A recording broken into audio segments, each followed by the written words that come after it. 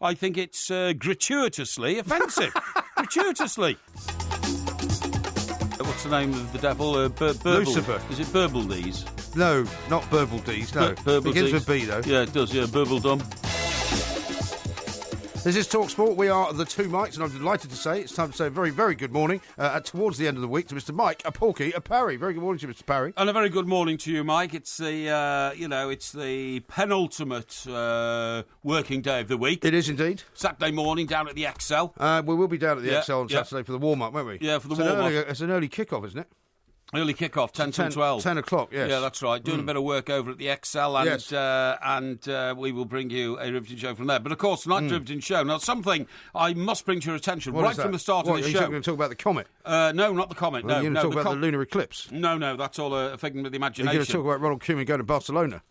What? Ronald Koeman's going to go to Barcelona. Oh, yeah, There's a story in one of the papers tonight. I'm going to join him there, you know what I mean? I'm going to play... well, you've never been to the new camp, I'm going to play central midfield. No, I haven't actually. Yeah, man, remember how you were about John Stones? Money can't buy me Stones, and you kept going on and on and on about how Chelsea couldn't get him. And then as soon as he left, you completely abandoned him and just thought, well, if he doesn't want to play for Everton, he doesn't want to play for Everton. Yeah, but John Stones is a non-player now. Well, you'll be the same. Last time you heard the name John Stones? Last time he played, which was last weekend. When did you last hear him mentioned in appreciative circles as great footballers? Well, I told you he wasn't a great footballer. You were the one that said he was a great footballer. He was a great footballer. You said he was going to be an £80 million greatest footballer ever for England. He was a great footballer at Everton. He lost his way, I'm afraid. He went to Manchester City. I do find that people who put light blue shirts on often find themselves in trouble. Is that right? Yeah. Do you not own any light blue shirts? No, I don't. You sure? They're certain. Yeah. I'm sure we can find a picture of you wearing a light blue shirt. No. Well, I'll tell you what, Ronald Koeman might be wearing the blue and red stripes of Barcelona, according to a piece in one of the papers tonight. Oh, yeah. They've been talking to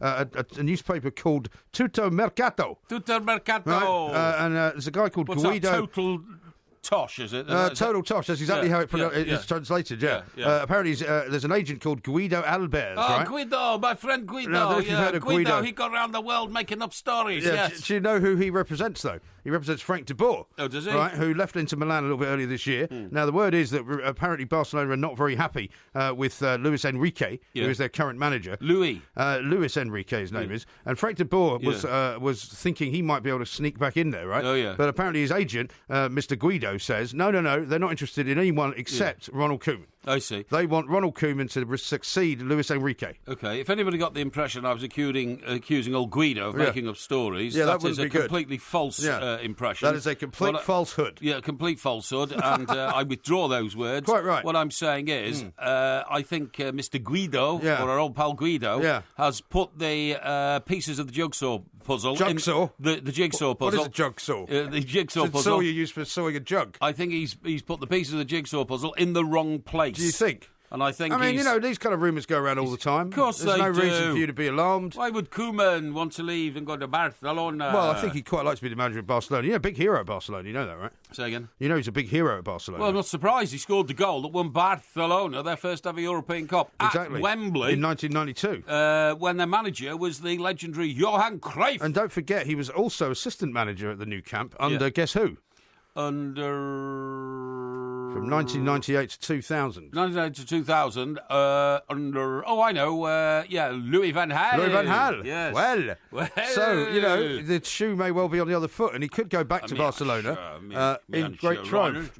Ronald's very good friends. By the way, I've always had a good relationship, but I like to smash Ronald's face in, because he says things on touchlines. Was that not when they had that famous picture taken with the girls who had the paint on? They just had painted shirts on, and they weren't actually wearing any clothes. Yeah, they did. But on one occasion, quite a shocking picture. When they were both on the touchline, they were 30 yards apart, and they were telling the same footballer different instructions all the time. Yeah. It went like that. Well, anyway, I hope it doesn't happen, because we like Ronald Koeman in the Premier League. But if Barcelona come calling, you're not going to say no, are you? Well, look, it's all speculation, and in my view, a load of total tosh. Really? I think Ronald Koeman, he's on Merseyside. He's likes the Merseyside, and Lukaku. Well, let's see. I mean, we'll find out whether or not Tutto Mercato is in fact telling the truth or not. Do you know what? I think Lukaku will score a hat-trick against Middlesbrough this weekend. I don't. Why do I think that? When was the last time he scored 2 hat-tricks in a row? Well, he never has. Well, he never has. There you go. And very few players So ever it's very have. unlikely then. But, don't you remember what happened at Sunderland? When? this season. What? Lukaku scored a hat-trick. Yeah, so? Well, I think there's something about the northeast of England. the northeast of England? Yeah, I do. Well, you're saying just because he's going to Middlesbrough, which is somewhere near Sunderland, he's going to score 3 goals? Well, I feel it in my bones. Do you? Anyway, listen, I've got some news for you, which I had to impart to you. What were you before going to tell me started about? Making up all this rubbish about Ronald Koeman. I didn't make it up. What's happened is, right, I've been contacted by people who run a business, Oh, yeah. And what they do is they give high-level professionals... Why have they contacted you then? They give high-level... I should ignore that. They give high-level professionals an intense and speedy course in brain training. Brain training? Brain training, well, you could do with a bit of brain training. It says they've given me the spiel, you know, the old prognosis type thing. Yeah. If you are a senior executive terrified of failure and racked with stress, have you ever been racked with stress and terrified of failure? No, I haven't. No, never. I mean, I've been pretty stressed out at times in my career. But I don't think I've ever been racked with fear of failure. If you are a senior executive and terrified of failure, racked with stress, we can give you brain training. Right. What does that do? It gives you an edge over your competitors and colleagues. Well, so that means I can pull the wool over the eyes of all my... Yeah, that's what you've been doing for years, isn't it? All my colleagues here at Talk Sport. The trouble is they've all found you out now. Most of them know your tricks, I'm afraid. It's a course which has been put together and is pioneered by the world-famous neuroscientist, Dr. Tara Swart. Swart? Swart. Not Schwartz. Swart. Swart, yeah. S-W-A-R-T. Okay. And, I can't have heard of her. And she has already worked with some of the city's highest-earning and most respected leaders in, get this, finance, law, and the media. And the media, That's but the trouble is, right, if she comes to you and she goes to lots of other people, then how can you have an edge anymore because you've all got the same brain training? But listen, this is part of the selling, right? It says... I find clients increasingly fear being unmasked as imposters. We know a few of them. You say there are imposters in the media? Surely not. That's a shocking allegation. There's an increasing fear of people being unmasked imposters, or the growing fear they will drop dead at work from stress-fueled heart attacks. I mean, to be honest, I ask this as a serious question because, I mean, it has been a very stressful job for an awful lot of people working in the media, but I don't actually remember anybody dropping dead at work, do you? Well, yes, I do. I do, actually. I do. Do you remember we had a great guy on the art desk, so that'll be relevant to you because your dad worked on an art desk, didn't he? Well, I was in charge of the art desk at the Express. Were you? Yeah. And the guy's name was... What was his name? He was a very nice fella, and I'll tell you what he did after work. Right. He went with Ian Christie and played in some brass band group. Ian Christie? What, the guy from Rillington Place? No. Who was the... We had a bloke who played the piccolo, didn't we, on the art desk? Oh, Tim, yes. I remember him. Right, Tim. What's his name? Tim Holder. Tim Holder, that's right, yeah. Right, Tim Holder. Yeah. So very nice guy. Yeah, so what happens is Tim Holder, very nice guy, and in fact, my brother-in-law, who you've met... down in Bournemouth. Oh, the one in Bournemouth, yes. Yeah, has a graphic that Tim drew for his 40th birthday. Oh, yeah. Because at the time I was going out with a young lady at the Express, who was a secretary, who worked in that department, and she came to the 40th birthday party with me, and Tim did a graphic. I don't think I went to that, did I? Sorry? I wasn't invited to that, No, you weren't invited to that, no. No. By the way, two people have posted two separate pictures, different pictures of you wearing a sky blue shirt. Oh, really? One of them has you jumping over a postbox. You might remember that. There's a sky blue shirt. Yeah, that's not sky blue. I'm afraid it is. And then the second one is of you looking slightly porkier, holding up a thing that says Chatterton Park FC. I wonder where that is. Where the hell is that? I've no idea. Right. I don't know what I was doing there either. Well, you weren't there because there's a Talk Sport logo in the background, so you're obviously in the studio holding up a scarf. Yeah, okay, yeah. But you're wearing a light blue shirt, no question. That looks white to me. Anyway, let me get to the basis of it. Yeah. So talk about dropping dead at work. So Tim Holder, who's a great guy. He was. Suddenly, somebody comes in and comes up to my desk and says, oh, Mike. So what is it? It's Tim. Oh, yeah? What about him? Yeah. He's slumped on the ground downstairs outside the front door. Oh, right. So that's not unusual after lunch. Yeah. It's a joke, And very nice. Anyway, very kind. It was a bit unkind because he was in the middle of a heart attack. Yeah. And Terry Manners, who was the night editor, and a good colleague, dashed down and we actually... Lucky he was in, really, wasn't it? It's lucky Terry was there, actually. Yeah. Normally he wouldn't in at that time. I was going to say, it must have been late afternoon. Yeah. And Terry gallantly and valiantly sort of picked him up. Realised that, he'd gone white in the face and his lips were turning blue. Oh, God. And ran into the road and waved a car down. And literally, hijacked a car and drove him off to St Bart's Hospital. Did he have a heart attack or something? Well, he was dead by the time they got to the hospital. He was dead? Yeah. So really? What year was that then? Well, it must have been... I'm sure he was there when I came back from New York to work. He was definitely there. Yeah, he was. Yeah, I think he was. Yeah. It must have been. So you couldn't have been there then? No, I wasn't. No, I know it was after I'd gone. Right. But that's how he came to his demise. Right. So you've got to ward against that. You've got to be able. So what sort of things does this brain training allow you to do? Then? Apart from unmask imposters. It teaches you not to burn yourself out, not to get stressed, not to become physically ill. Right. It's about stopping that moment you step over the line. I see. There's a whole imposter syndrome in the highest levels of business. Yes. And one chief executive officer's main thought was people wanted to see him fall in his position. It stemmed back to something his mother had said to him when he was younger. Oh, yeah. Yeah? Maybe you should go and see Donald Trump. Yes. He's having a bit of problems at the moment. That's right. He can't get his laws through. Yeah, but apparently the fear of failure is the biggest killer in terms of stress for heart attacks and all that kind of stuff. That's a good job I don't have a fear of failure, isn't it? Although Steve says failure stress happens on the Porky quiz every week. No, it doesn't. And that's coming up a bit later on. We're going to Facebook Live it. People are asking us for the link. We will do that. This is Talk Sport. Yeah.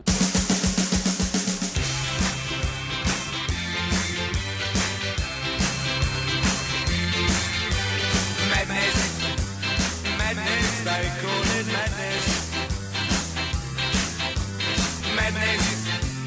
Madness, they call it madness. I'm about to explain it. This is Talk Sport. We are the two mics, so we are going to broadcast live later on, not obviously just on the radio, but also on Facebook Live. And we've got a message here from Stephen. Please put the link for Facebook Live or Periscope on Twitter, please, for the quiz and for the postbag. We are going to do that. We're not going to do Periscope yet because we thought we'd try Facebook Live first and see how that goes. But if it's a success, we will no doubt move on to Periscope as well. John says this, working with the Porkmeister, you must be ready for stress training, Mr. Graham.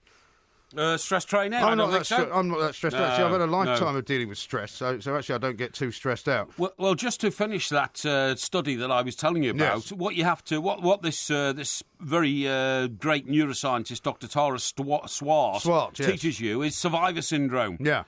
Survivor syndrome. Yeah, that's right. Yeah. Well, I thought survivor syndrome was one of those things you didn't want because survivor syndrome is what you suffer from when you survive something lots of other people don't. Hang on. Isn't that right? Survivor syndrome, and all these people had seen their colleagues drop dead but had to carry on working like normal and come into work the next day.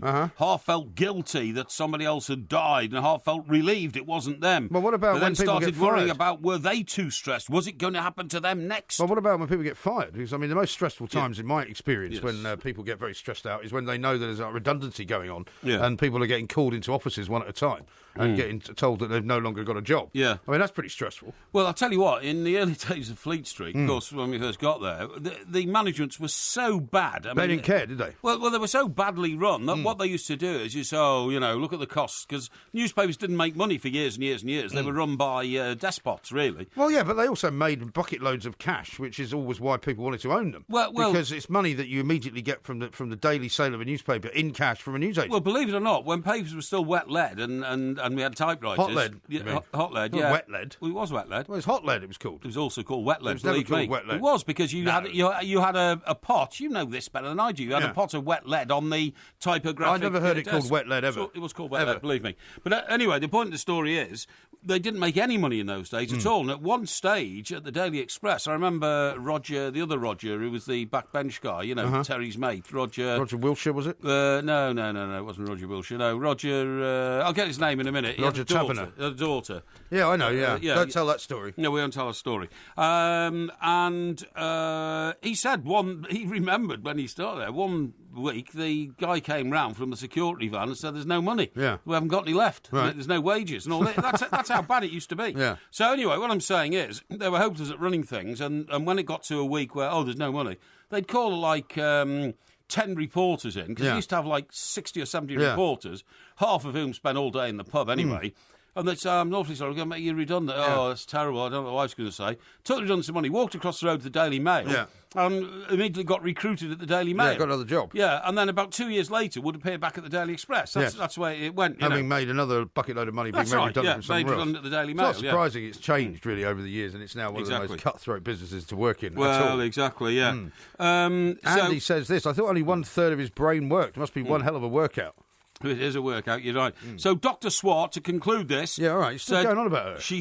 She helps her clients understand how to use their mind to improve empathy and resilience. Well, you could do with a bit of empathy training. There's no question about that. I don't think because so. you don't have any empathy. I do. I have lots of empathy with You people. have no empathy at all. By the way, John says Chadderton Park FC is in Oldham. Oh, is it? Is Mr. Parry a big fan of theirs? Well, I don't know why. Well, there's a picture of him holding up a scarf. Yeah, Maybe it was an FA Cup weekend or something. Not sure about that. Is that actually. possible? Could have been. Could have been an FA Cup weekend. You're absolutely right. Yeah. Now, let me tell you why I get upset with the way that some of the newspapers handle stories, okay? Why'd you get upset? Well, what happens is, of course, at the moment, Necker is in the news. Necker okay? is in the news because of Barack Obama. Yeah, that's right. Yeah, and Richard Branson, and taking pictures. So I open a newspaper this morning. I try to read every newspaper every day, and it says the most exclusive celebrity list in the world. Yeah. Those people who have been invited guests of Richard Branson on Necker. Right. Okay. Yes. And it says Kate Winslet. Ronnie and Sally Wood. Well, Kate Winslet was there when it went on fire, wasn't it? Yeah, Mr. Branson came up with the story about Kate Winslet rescuing his mother from the fire-ravaged house. Came up with it? Well, You're saying it's not a true story? I'm not saying that at all. I'm saying that he spotted it Right. and realised it was something the world wanted to know. You Yes. know? No doubt about it. Right. But, so we're talking Kate Winslet, Ronnie Wood, David Hasselhoff, Rachel Hunter, Natalie Imbruglia, Harry Styles, Kate Moss, Mick Jagger, Harrison Ford, Robert De Niro. Well, what? What about Porky Parry? Well, were you there with him? No, he wasn't there. He wasn't there. At the time. He wasn't there so at he the didn't time. invite you to his house. No, but I was on Necker. No, but you weren't in his house, were you? Other names. You weren't in his house, were you? I was in his house. There is only No. one house on Necker. No, I don't believe that. Well, you've never been there, No, so I you don't know. No, but why would I believe anything that you tell me about what that trip to Necker was like? You told me you learned how to water ski in 2 hours. Yeah. Which I also don't believe. Here, Nelson Mandela, Jimmy Carter, Sarah Ferguson, Kate Middleton, Diana, Princess of Wales. Yeah. Why am I on this list? I just Because don't get you're it. not in that exalted company and you're not a celebrity of that quality. I'm sorry to tell you. There is only one house, honestly, on Necker, and that is the Which house. bedroom did you have? Number 8. Number 8? Yes. Okay. And there's 10 altogether. Have you got any pictures? I must have somewhere. Really? Yeah, I must somewhere. have. Yeah, somewhere. Maybe there were the pictures of you with Joan Collins. I tell you what I have got. I've got the writing paper from the desk in the bedroom. That I means brought nothing. it home. That doesn't mean you've been there. It does. No, it doesn't. Somebody else could have given you that. Anyway, I want to see pictures. I want to see pictures of you water skiing. I want to see pictures of you with Valerie Singleton. Yes. I want to see pictures of you entering door number 8. Yes, okay. Can you bring those in, please, next week? Probably. But, Thank you. But I do find it a bit rough, that because I work for the media, because I'm a star of the... Well, you're not, though. That's the the airwaves, I don't get onto the list of famous celebs who've been on Necker. No. I think that's a bit off, though. Well, neither is anybody else who was on that trip. Who else was on the trip, apart from you and Valerie Singleton? Oh, people I don't want to talk about. Really? Yes. How about this from William? He says, there seems to be an awful lot of people who have kicked the bucket when Porky has worked with them or socialised with them. Well, I've been a few, I'm afraid, over the years. You Yeah. know. But it happens. If you have a distinguished career, 35 years long, people are bound to... By the way, is Harry... what's his name? What's his name? The Telegraph correspondent in New York, Harry Miller. Harry Miller? Is he still alive? I don't know. I doubt question. it. I don't think he is, because he's quite significantly older than both of us. And He the was last I significantly heard, he was driving a cab on Long Island. And he was a chronic alcoholic. He so was, it wasn't yeah. the best job to have for a cab driver. No, he's the guy who, when he was introducing Ivor Key to his wife, Yes. when she was introduced to Ivor Key, she slapped him very hard on the face on a party on a boat. Right. Because for years he had said that he'd been spending the night with Ivor Key. Yes. All the nights he never came home. Oh, I see. Which were countless. And of course, he'd never spent the night with Ivor Key at all in his life. No, that's right. And Ivor stood there going, "Why are you slapping me?" He said, "You're the man responsible for his drink problem. You're the man that keeps him out at all hours and makes him drink into the night, and then he stays with you." Yeah, that's right. And he's like, "Oh, okay." So where did Harry stay? Well, I don't think he knew where he stayed. I think I see he what you basically mean, yeah. always missed the last train home because he lived on Long Island. He did, yeah. And he always missed the Long Island Railroad last train home. He did, you're right. So he probably ended up sleeping at Penn Station half the He time. probably did, actually. He probably did. I mean, he wasn't particularly into Rogerisation, so I don't think he was anything No, he was nefarious just in into that drinking. way. And I'll tell you what happened once. We were in Costello's and he was sitting on the bar. And I tell you what, he couldn't have gone home the night before because he had a day's growth, okay? And I tell you who was visiting. I think it was Linda Lusardi. You know, who was a very Page 3 famous girl. Page 3 girl at the time, still a very beautiful woman, actually. Not very much interesting to the Telegraph, though, you wouldn't think. Well, interesting because she's a very good-looking lady. She's coming into Costello's. Yeah. And he had this big whiskey in front of him. And he said, "What, Linda Lusardi? Well, I've seen her picture in the Sun." Because we used to get all the papers sent over every day, didn't we? You know. And I said, "Yeah, she's coming in a few minutes." Wow. So he picked up a white napkin, you know, paper napkin, you know, off the bar, and he literally put it on the top of his glass of whiskey, tipped it upside down, so that the napkin got wet. Right. And God knows why he thought this would impress. Why didn't he just go into the toilet and use the water? I think he felt he didn't have time. And then he wiped all across his face with this napkin, but because it was a white napkin, he had a day's growth. Yeah. He ended up he looked like Father Christmas. What, with a load of sort of... all the white fluff came off the napkin all over his face. He looked so ridiculous. What a strange thing to do. And then when she walked in, he turned around and fell off his stool on the floor. He was, but I imagine he's dead now. I don't think he's still alive. His problem was he was professionally challenged at the end of his career because he was made redundant by the Daily Telegraph on the day his daughter was getting married. Do you remember? No. His daughter was getting married, and he got a letter delivered by courier. So, by the way, sorry, because they were in the Rockefeller Centre, weren't they? That's right, yeah. The Telegraph, yeah. I'm afraid, you know, can you return your pass and your key and don't go in the office anymore? And he, you know, he was distraught, but he used to handle distraught moments with, you know, a bevy or two. Yeah. And he then got a job, do you remember, on the world's... Time, by the way. No, the world's worst weekly mag. What was it? The Weekly World News. Weekly World News, and the first story he had to write, World News, you know, from doing, you know, stories about world leaders and President Reagan and all White House, that. He was told by his new news editor to write a story about putting worms into the petrol tanks of cars, which then turned into fuel in a new discovery, which was going to revolutionise which of course it wasn't. The transport world. No, it was made up.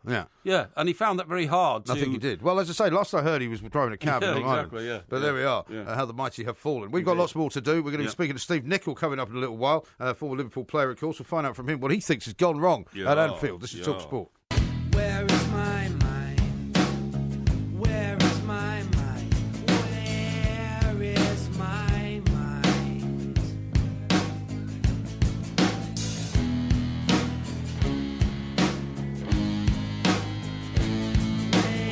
Way out in the water, swimming. Jason says this: wet lead is a term used in the pub trade. Typical Porky is obsessed with bladderation. Yeah, I am obsessed with it. Wet lead? Wet lead. What's that? What's that in the pub trade? Well, I don't know what it is in the pub trade, but I've certainly never heard it in use. I've heard hot metal, and I've heard hot lead. I've never heard wet lead. I've heard wet lead. It was literally a pool of wet lead that they had in their cups on the typographical machines, which was, you know, the keys dipped into and then, you know, forged the character on the form, Are you so sure? to speak. Yeah. Listen, there's one here. Have you ever heard that expression, "damned by faint praise"? I have heard that expression. This is from a guy called Richard. It's very rarely happened to me, by the way. A guy called Richard, who must be a bit of a half-baked, because he says, "It's a joy listening to the two mics, because both are actually quite intelligent. Oh, yeah. But old MG is the most intelligent, but Porky's not far off." Oh, right. Well, thank you very much indeed, Richard. Yeah. Well, he's got that all wrong. Well, he's clearly a very perspicacious man. Now, but, you know, what can I say? Now, some guy called Moz. We always have a laugh at the name Moz, don't we? We do. Is that Morris? Morris, short for Morris. Yeah. As far as I know. Yeah. What if he's Irish? He could be. I don't know. It's I don't think very Irish name, I think. It could be. I'm not sure. Yeah. Anyway, I always find people with the name Moz a bit strange. Do you? But anyway, you know, that's to call yourself Moz. But anyway, there you go. Anyway, he says, can you ask Porky if he's seen a film called Lawless? Yeah. Just watch it again tonight. Terrific. Now, I don't know a film called Lawless. Have you seen a film called Lawless? No. No, neither have I. Who's in it? I remember Chris Lawless used to play for Liverpool. Lawler. Yes, I know. Lawler. In fact, him and Jerry Byrne played in the 1965 Cup final. Jerry Byrne was left back, and he played... before Alec Lindsay? Alec Lindsay was the left back against Chris Lawler's right back, wasn't he? Alex Lindsay inherited it, but it was Jerry Byrne first. And I'm not sure, was Jerry Byrne the right back or the left back? Anyway, whatever. He played half of the Cup final in 1965 with a broken collarbone. Did he? Yeah. Okay. Fascinating. You know that your favourite actor is in Lawless? Say again? Your favourite actor is in Lawless? Clint Eastwood? No. Who? Well, who's your favourite actor at the moment? Al Pacino? No. Johnny Depp? No. Somebody figures on Porky Vision quite a lot. Oh, really? Yeah. Porky Vision. Remember Porky Vision? You Okay. do it every Wednesday. Okay. Is it Kieran? Kieran? No, not Kieran. Is it Cillian? Cillian? I'm talking about Peaky You mean Blinders. Cillian Murphy? Cillian Murphy? No. It's not Cillian Murphy. No.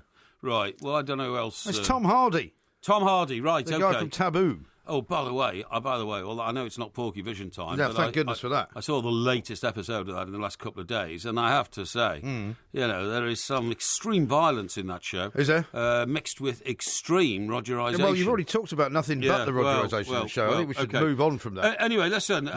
So I've got one here from Luxury Lizzie. Yeah. She's a regular correspondent, so it's only fair that we occasionally read out. She says, Porky, you can show you have empathy by wishing me well soon. Not sure of the cost.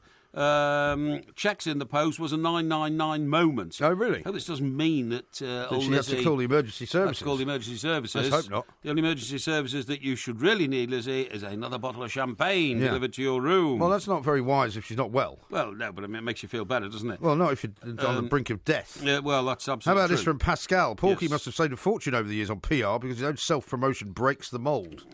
Self-promotion? What's Yeah. that about? I don't know anything about Well, self-promotion is when you talk yourself up and when Oh, you I big see. yourself up and put yourself at the centre of everything. Right, move and on make up, you out, mean. make it out that you're, Move on up. as famous as people like Princess Diana, Yeah. or indeed Jimmy Carter or Barack Obama, Okay. or any of the other people, Pippa Middleton, or any of the other people that Okay. have been invited to Richard Branton's island. Right, now when do we talk to young Steve Nichols? Steve Nichol, we're talking to in about 10 minutes' time. Right, OK, that's great, because I want to tell you something, you see. Yeah. If the FMP list was still open, Yeah, which is not, right? the FMP list is the first Mrs. Is it Parry. now closed? It is closed because You've gone very quiet about the What? mystery woman from the Mallorcan flight. No, not What's at happened all. about that? Not at all. I don't wish to divulge, great details of my Well, are private you willing life. to answer any questions about it? No, Why? not really. Why Well, not? Why should I?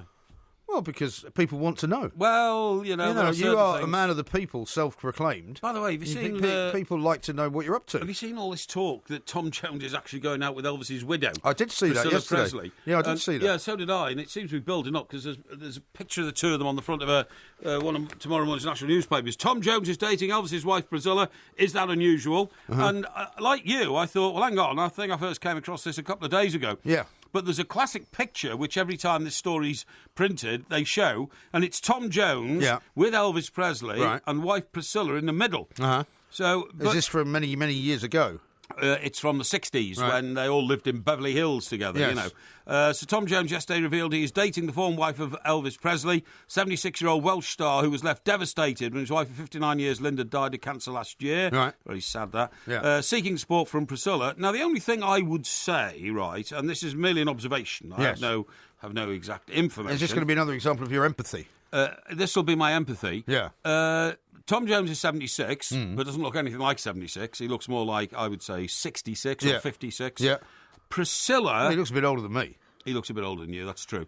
Priscilla is 71. Yes. Now, I'm not being unkind in saying that, generally speaking, Tom Jones romances ladies a lot younger than 71, doesn't Yeah, he? but Priscilla Presley is a pretty glamorous woman at Oh, whatever age she is. A beautiful woman, I totally agree, but she's still 71. So? And, But what age is he? 76. 76. So what's wrong with going out with a woman 5 years younger than him? Well, normally speaking, if you're one of the world's most famous showmen and singers, Tom Yes. Jones, and you're 76, you would normally be romancing and associating with ladies in their sort of, I don't know, 30s, 40s, something Why? like that. Why would Well, you? because a lot of people do. Well, I mean, yeah, Jimmy Page's girlfriend is about half his age, isn't he? And You're he's thinking of Ronnie Wood as well, aren't you? Ronnie Wood has had children with a lady, I think, in her 30s. Jimmy Page's girlfriend is about half his age. Mick Jagger.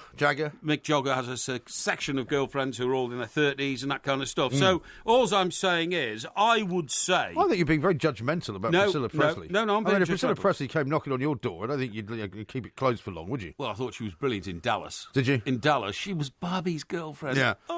That was a long time ago. Oh, Barbie. That was 30 years ago. Yeah. So what I'm saying is, I believe that they could be long-standing friends if they've known each other since... Hey, listen, what about this? What about this as a thought? Yeah. So Tom Jones and Elvis Presley and Priscilla Presley all knocking around in Beverly Hills together in, Right. the 60s, What are you 70s. suggesting? Well, they all must have become very good friends in those days. What do you mean? Well, very close friends, you know. What do you mean by what? You suggesting they're in some kind of menage a trois? No. How dare you? What a ridiculous idea that is. So smutty. What a ridiculous idea. Have you suddenly become obsessed with the other people's sex lives? No. You do nothing but talk about sex on television. No. Now all you want to talk about is whether Tom Jones, Priscilla Presley and Elvis she is a very glamorous woman. went into bed together. Anyway, listen, what I was going to tell you about was, I said that if the FMP, the First Mrs. Parry list, was still open... Yeah, and you're saying it's not, right? It's not, because, I mean, I'm of an age now where I'm settled. So you're not interested in other women, then? Yes, I am, but I mean, not in the sense that I would encourage... Not for any longer than a couple of hours. Well, no, not that I would encourage anybody to believe that they were at the top of the FMP list, i.e., it was going to become a permanent thing. However, if there was a list, you know who would be top of it? Who? I'll tell you, it would be... would it be Tamara Eccleston? No, it would be... I can't remember her surname is now.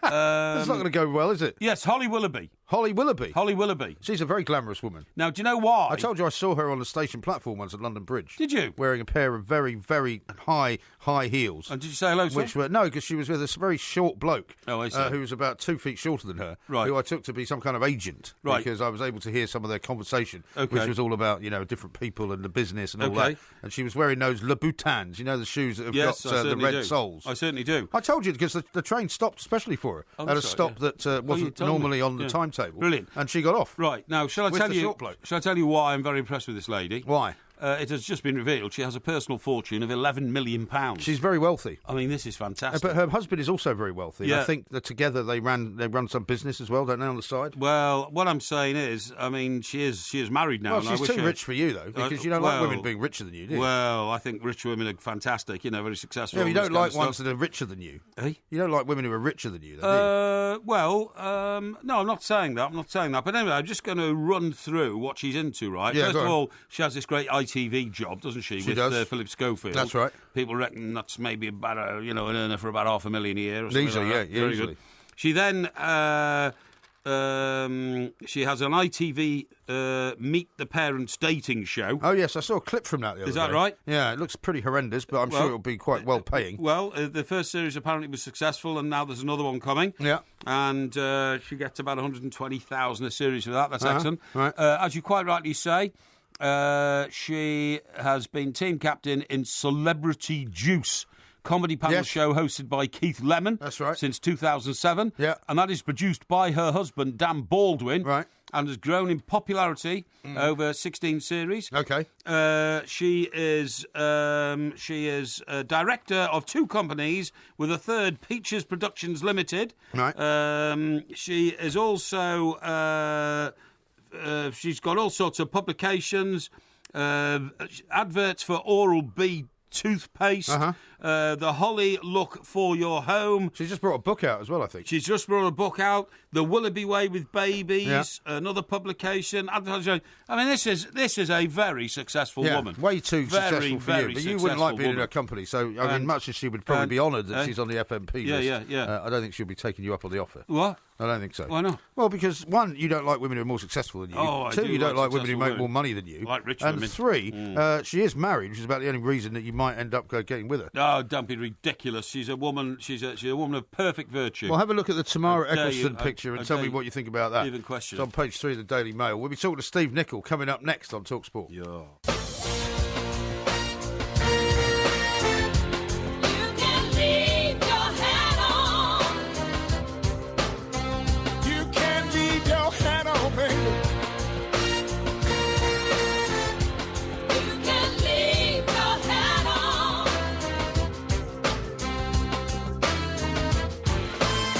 Suspicious minds are talking. What do you think of that song? They're trying to turn That's obviously Tom. It is Tom Jones. Yes, yeah. well done.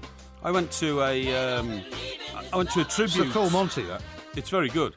Oh, it's a full Monty? Yeah, it's the full Monty. Have you seen that film? No. You haven't seen the full Monty? No. It's a great film. I didn't want to go and see a film about men who were strippers. Why not? Well, I just didn't really. I mean, you've done nothing but talk about rogering for the last 24 hours. No. That's you don't want to see a film about guys taking their clothes off. No. It doesn't appeal to me, honestly. No.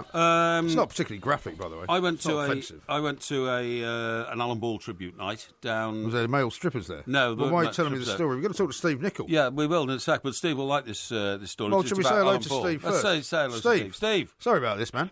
Hey, boys, I can't wait for this story. Yeah, No, it's great, going to it's be a great one, this. I bet you'd be holding on to your seat. Yeah. So I go down to this tribute night for Alan Ball. Yeah. It's in Hampshire, and it's a place called the Farmer's Arms. It was near his home, where sadly he died in the garden of a heart attack. And Oh, he died in the garden of the pub. No, died in the garden of his home, which Oh, was I just see. down the road, in the same road as the pub. Okay. And one of the guests to make the night sing was the world's top Tom Jones impersonator. Really? Yes, and he was brilliant. Sounds like He a classy dude. No, he was brilliant. And the highlight of his set was Sex Bomb. Yeah. Sex Bomb, Sex Bomb. Okay. Yeah, he was brilliant. All right. Thought you'd like to know that, Thank Steve. you. Sorry about that, Steve. Yeah. I mean, I didn't tell me he was going to start unveiling all these ridiculous stories on us. Exactly, yeah. Steve, how are you, man? And how are you coping with the indifferent form of Liverpool, which frankly means they've only won one game, and that was an FA Cup replay in the whole of 2017. Not looking good.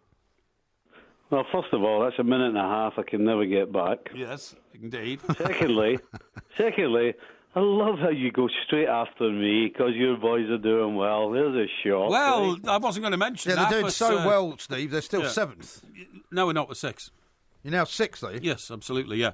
And the thing is, Steve, that I don't want you to feel I thought put Man out. United was 6th. I don't want you to feel put I out. thought Man United was 6th. You just shut up while I talk Well, to Everton Steve, are please. 7th, aren't they? Everton are 7th. Yes, Thank you. That's right. Why did you yeah. say something? They're 6th then? I didn't say there was 6. I What said did you they're say, going to be Steve? 6. They're going to be 6. They're Yes, going to be you 6. did. They're Yeah, gonna you be just 6. said it, yeah. But anyway, You did, Steve, Steve. I see you deflect my question about Liverpool by just throwing it back Not at at me all. at Everton. But I mean, you've got to examine the situation and try and work out what's going wrong.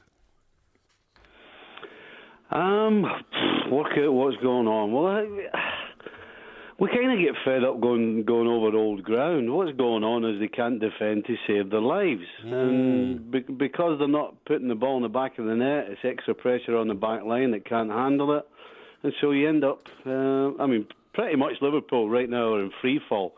I would suggest though that this is a good game for Liverpool at the weekend against Spurs because I don't know about that. Against the top 6 sides, we actually see the real Liverpool, or we see the Liverpool that we know how they can play and we know how they can perform. So, Yes. on the one hand, it's probably a good game. I would probably be more worried if we were playing against a Palace or a Hull again or somebody like that. So, I can honestly say I'm looking forward to this game because we've always turned up in the bigger games, and I think they'll turn up again. Yeah. And I mean, it's not as if Liverpool are so far out the top 4 they can't get back in it. I mean, you're only 1 point behind Arsenal in 4th, and Arsenal are not exactly having a great time at the moment either. Yeah, I mean, Liverpool have dropped out of the top 4, and those two are in free fall, which means that Manchester United and even Everton, if Everton continue to get the results they are, they could get close. So. Yeah, I mean they're in free fall, but as I said, I'm glad that Liverpool are playing this game. So where does that put Jurgen Klopp then? Is he the Messiah that Liverpool have been waiting for since Bill Shankly in terms of his relationship with the fans and his ability to lift the club and give them a feel-good factor? Or is he in fact a bit of hot air? No, he's not a bit of hot air. He is all those things you've said with the fans and the players and the way he wants Liverpool to play. What he has to do now, though, he has to get a hold of his coaching staff and coach what he has, but he also has to get a hold and have a word with what's going on behind the scenes as far as recruiting new players, because they definitely need to recruit players who are going to be as good, if not better, than the ones he has, but actually can be consistent. That's Liverpool's key. They haven't been consistent. And if they can address that, then Klopp will be back on the right road. But no question, and rightly so. We're asking questions now of Klopp, and the biggest one has to be that how he starts with a back line that he did at the start of the season, without recruiting better in the summer, and certainly doing nothing in this winter transfer window. So this coming window, this summer. I know I'm skipping a little bit ahead, but this coming summer is huge for Jurgen Klopp's reputation with Liverpool fans and the players as well. And doesn't he also now need to make sure that he's got Champions League football? Because if he wants to bring in some decent players, he needs to offer them that, doesn't he? 100%. And right at this minute, that's definitely in question. Up until January 1st, it wasn't even a question. You know, we were talking about Liverpool trying to compete with Chelsea. Now Now we're looking at hanging on to the top 4. So, it's amazing how quickly football things can turn. You take your eye off the ball. And it's all down to planning, isn't it? And again, we're coming back to Klopp. His planning has to be questioned because he must have known that there were going to be times when they would struggle. And you'd have to say that there's one thing to struggle, but there's one thing to be in free fall. And right at this minute, after 10 games with 1 win against Plymouth, they're in free fall. And what worries me a little bit is that this happened to him at Dortmund, albeit at the other end of the table, but he wasn't able to fix the problem at Dortmund. So, absolutely, Jurgen Klopp's going to come under some scrutiny between now and the end of the season. As will Arsene Wenger, who's under more scrutiny already, and as will, no doubt, Pep Guardiola, right? Yeah, I think Guardiola's got a pass. No question, he's got a pass. I think they're going to find themselves in the top 4 at the end of the year. So I think he's okay. But as for Wenger, I mean, really, we're talking about the time has come. We never ever once in Wenger's reign spoke about them being outside the top 4. Right. Now they're looking as though they could struggle to be in the top 4, and that may be a good or a bad thing. It may be a good thing because it will force Arsenal to make a change, but it also may be a bad thing because sometimes you have to be careful what you wish for. Well, we saw what happened to Manchester United when they lost Sir Alex Ferguson, and they also lost the chief executive at the same time, Gill, didn't they? Well, and I mean, it took them a good couple of years to sort of get anywhere back near to top 4.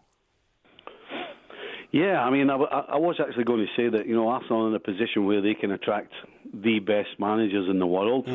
But at the same time, Manchester United were in that position as well. Yeah, but they went for David Moyes. Well, it's taken them a third go to get it right, or it looks as though it's taken a third go to get it right. Mourinho's got them back playing kind of the way that Man United want to play, certainly better than under David and under Van Gaal, but they still might not make the top 4, and if they do, he won't get sacked. Tell me this, Steve, how do you compare Mr. Klopp to his predecessor, Brendan Rodgers? Listen, the one thing Klopp has over Brendan Rodgers is he talks a straight game. Yeah. One of the things that Liverpool fans and myself got fed up of was fed this nonsense that they were doing so well when they weren't. Klopp doesn't do that, and I think that's a thing that endears him to certainly Liverpool fans. So I would suggest that the difference between the two is one's a straight shooter and the other one tries to kind of feed you the party line and try and convince you of what's not actually going on. This guy Klopp doesn't do that, and I like that. Yeah, I mean, Brendan Rodgers had a bit of a reputation at Liverpool as well for being the guy that was so fond of himself that, he was more fond of himself really than everybody else put together.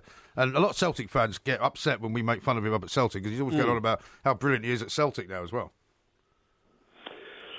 Well, let's be honest. I don't want to bash Brendan Rodgers because at the end of the day, you can only win games, and he's winning them by the bucket load. But at the same time, you're talking about one team having the money and the rest in the league have got absolutely nothing. So they should be winning the league comfortably as they are. 27 points at this stage of the year? Yeah. It's incredible. I think the one thing I would say with Brendan Rodgers, he did try and play the game the right way. I like the fact that he got Liverpool getting after it, the same way that Klopp does. So, I wasn't keen on Brendan's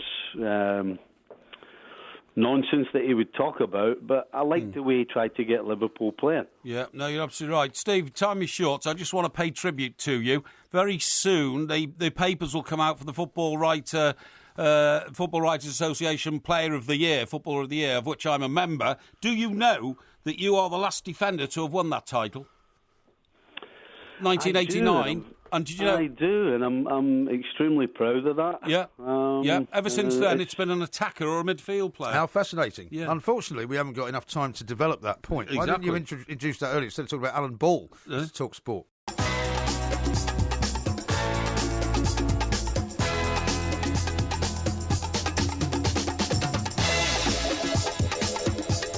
This is Talk Sport. We are the Two Mics. There will be a podcast coming out a little bit later on. The Porky Quiz, of course, is on David Beckham, a man that's been in the news rather a lot this week. It's died down a little bit in the papers this morning, hasn't it? Not too much about Mr. Beckham. Well, so it should, Pictures to be honest. of Posh Spice over in New York, Yeah. wandering through the slush. Yes, that's Massive snowstorms over there apparently yesterday. Well, didn't you tell me about somebody stranded in the Caribbean? Yeah, my sister's stranded in the Caribbean, can't get back to New York, so unfortunately she's going to have to spend another couple of days there. Oh, dear. Can't get back until Saturday. Yeah, absolutely, yeah.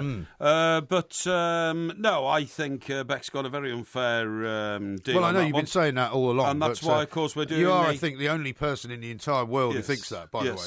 And that, of course, is why we're doing the quiz on David Beckham tonight. Indeed. Yeah. And you're an expert on David Beckham, aren't you? Because you've already said that. Yeah. So I haven't seen the questions yet, but I'm going to predict about 2 out of 10. Oh, really? Are you? By the way, did you know it's Holly Willoughby's birthday today? I didn't know that. She's no. 36. Okay. Yes. Well, So- I mean, so you've already given us a bit of a eulogy to her. I know, 11 million quid at 36. That's good. That's good success. I like successful people, okay? Yeah. G. O'Hara says United qualified for the Champions League in the second season after Fergie left. Not too bad. Who did? Not Manchester United. Is that right? What was that again? After Fergie left, I said it all went a bit wrong. Yes. When David Moyes came in and then got Yes. fired. He's Yes. saying that they qualified for the Champions League after Fergie left. But the whole organisation fell apart, Mr. O'Hara, and they didn't do terribly well in the Champions League, as I recall. Exactly, absolutely. So I don't think you would call that a good season. But he qualified them for the Champions League and then left. Well, he's saying that they qualified the year that after Fergie left. No, they didn't. I'm did not they? sure that's true, is it? Yeah, David Moyes took over. And I thought they ended up coming 7th or something, didn't they? Yeah, that's right. Yeah. And then he got fired. Yeah, exactly. That's exactly what happened. Yeah. And they haven't been in the Champions League since Sir Alex Ferguson left, More have they? people have posted more pictures of you wearing light blue shirts. And John says, I think he's got more City blue shirts than Everton blue shirts. No, I don't think so. Well, I've just got another 3 pictures here. Oh, have you? Yeah. Oh, well, yeah, the point is they look in different lights and different shades. They are of different appearance. Oh, That's really? all I can say, yes. All right, okay. Yes, indeed, okay. Now then, I'll tell you what I want to talk to you about. There is too much red tape in this country, okay? Too much red tape. Too much red tape in everything we do. I mean, you know, the government have got to cut red tape. They've got to cut taxes because if you take money out of people's pockets... I was with some of my accountants this week to find out... How many accountants have we got?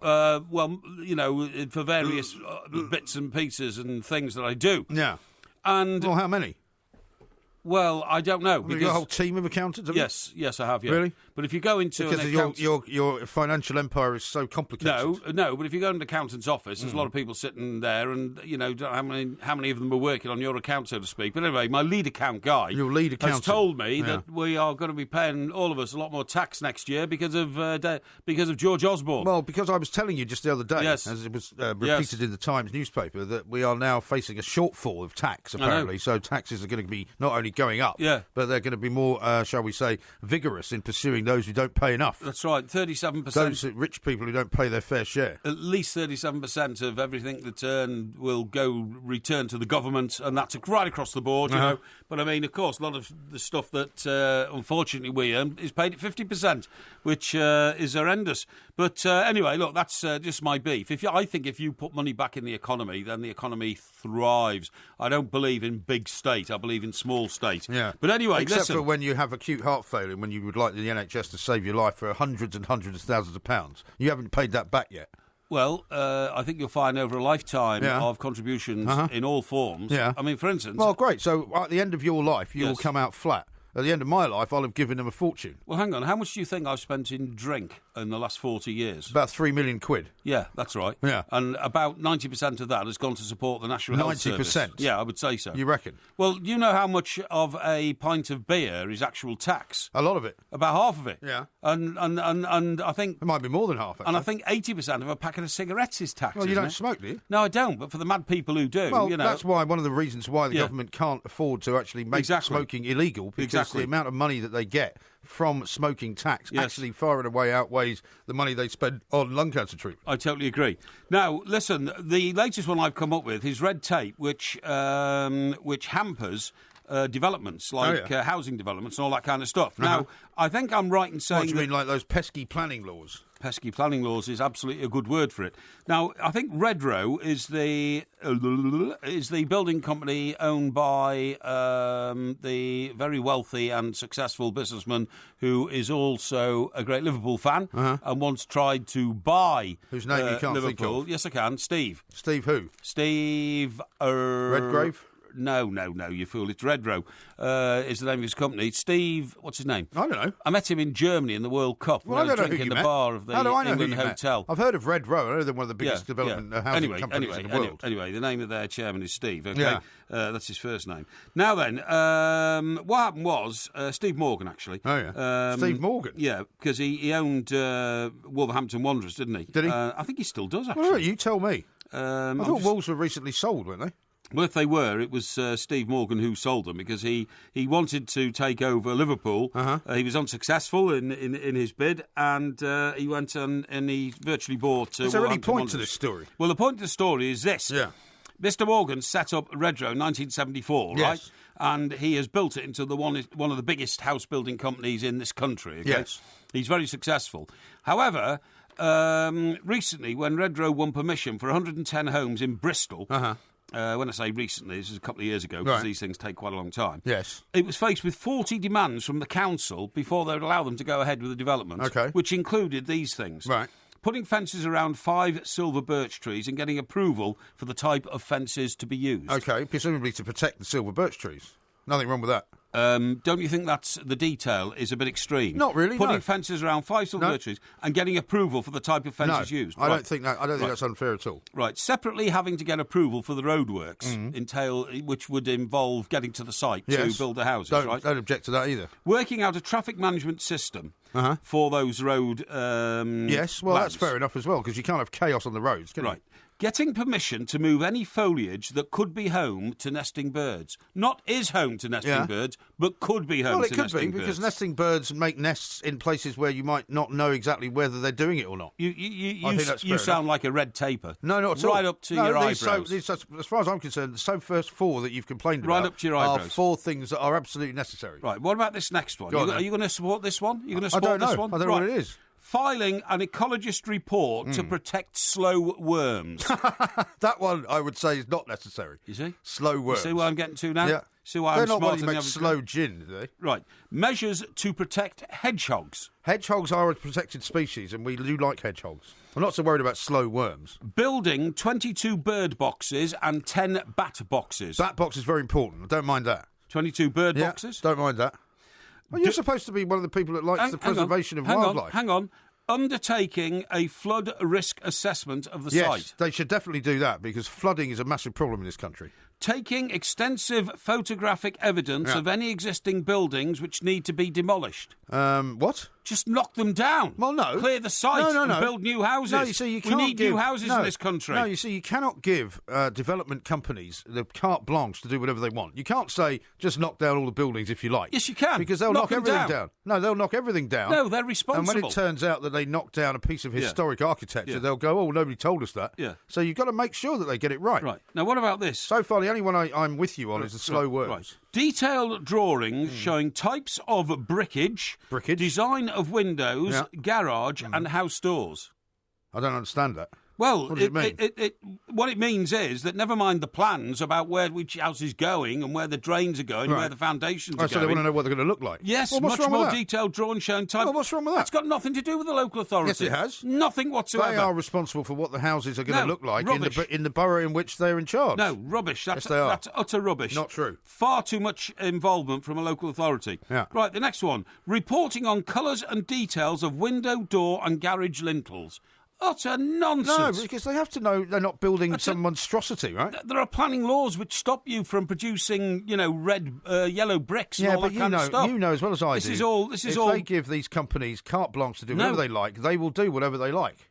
Supplying the council with detailed colours and textures of all building materials. Yeah. Are you mad? Yeah, why not? Because they're a building company and they have to use the right building materials so the houses don't fall down. Oh, yeah, but so wouldn't It's they? absolute nonsense. Well, how difficult is it for them to supply that then? Well, there's planning regulations which the company adhere to because they've been building houses for years and they're one of the most successful in the country. But all you have to do then is supply all the information you're being asked for, make sure that they get it, and then make sure that everything is done properly. I don't think Next there's one. any problem with any of this. Next one. Making detailed provision for car parking. Well, Yes. what does that mean? What does that mean? That means that there's enough space for cars to park inside the sort of places that they're building, Yeah. rather than making them all park on the road. Yeah. Because there's lots of communities in this country whereby they build houses, but there's nowhere to park. And then a couple of really mad ones, Yeah. right?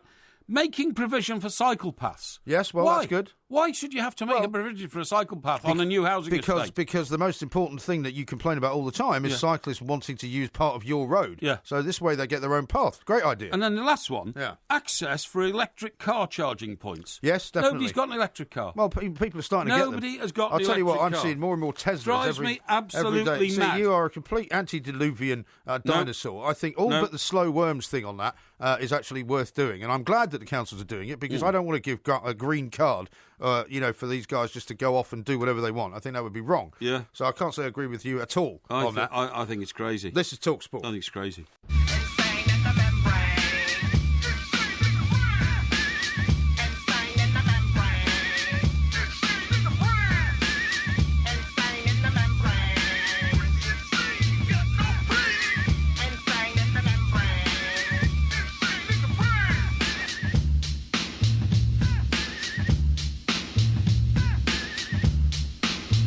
This is TalkSport. We are the two mics. We've just carried out what can only be described as a groundbreaking and incredibly technologically complicated test of Facebook Live. That's right. So far, it seems to be working. It worked. So it's going to be great. It's going to be very exciting. Hey, I mean, there's nothing Porky likes more than being on camera.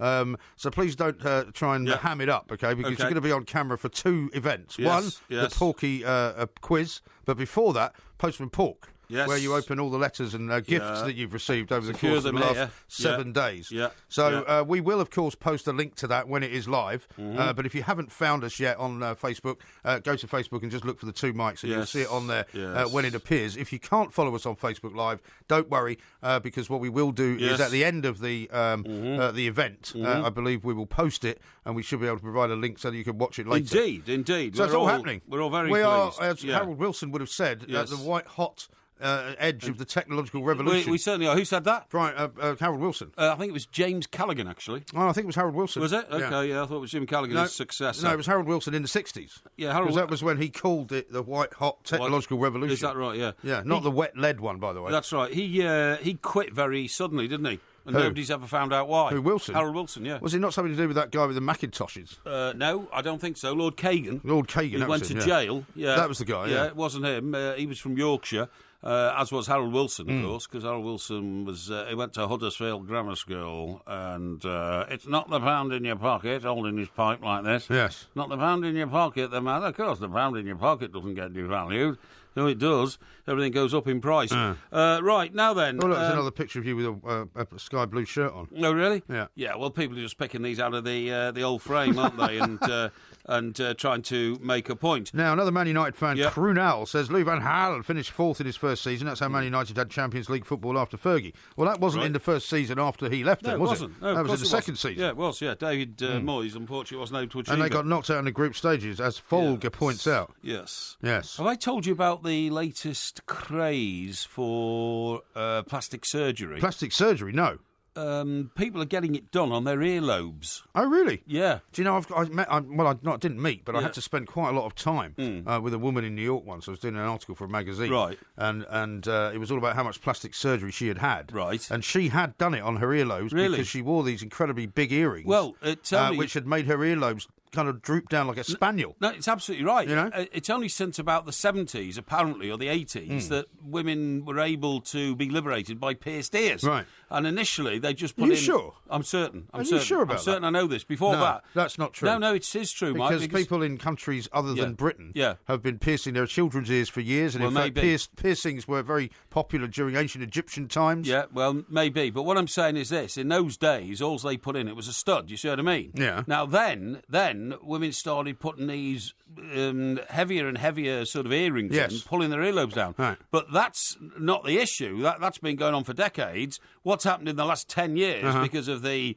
what can I say, the more bohemian view of life amongst the male population is that men are doing it as well now. And I've been doing it for a while. I've not seen very many men with long, droopy earrings. No, I've but seen do you know what plenty they of men do? with the hole in the ear. That's what I mean. Yeah. And I that's, find that a bit, unfortunately, repulsive. I find it repulsive, and it stretches the old earlobe.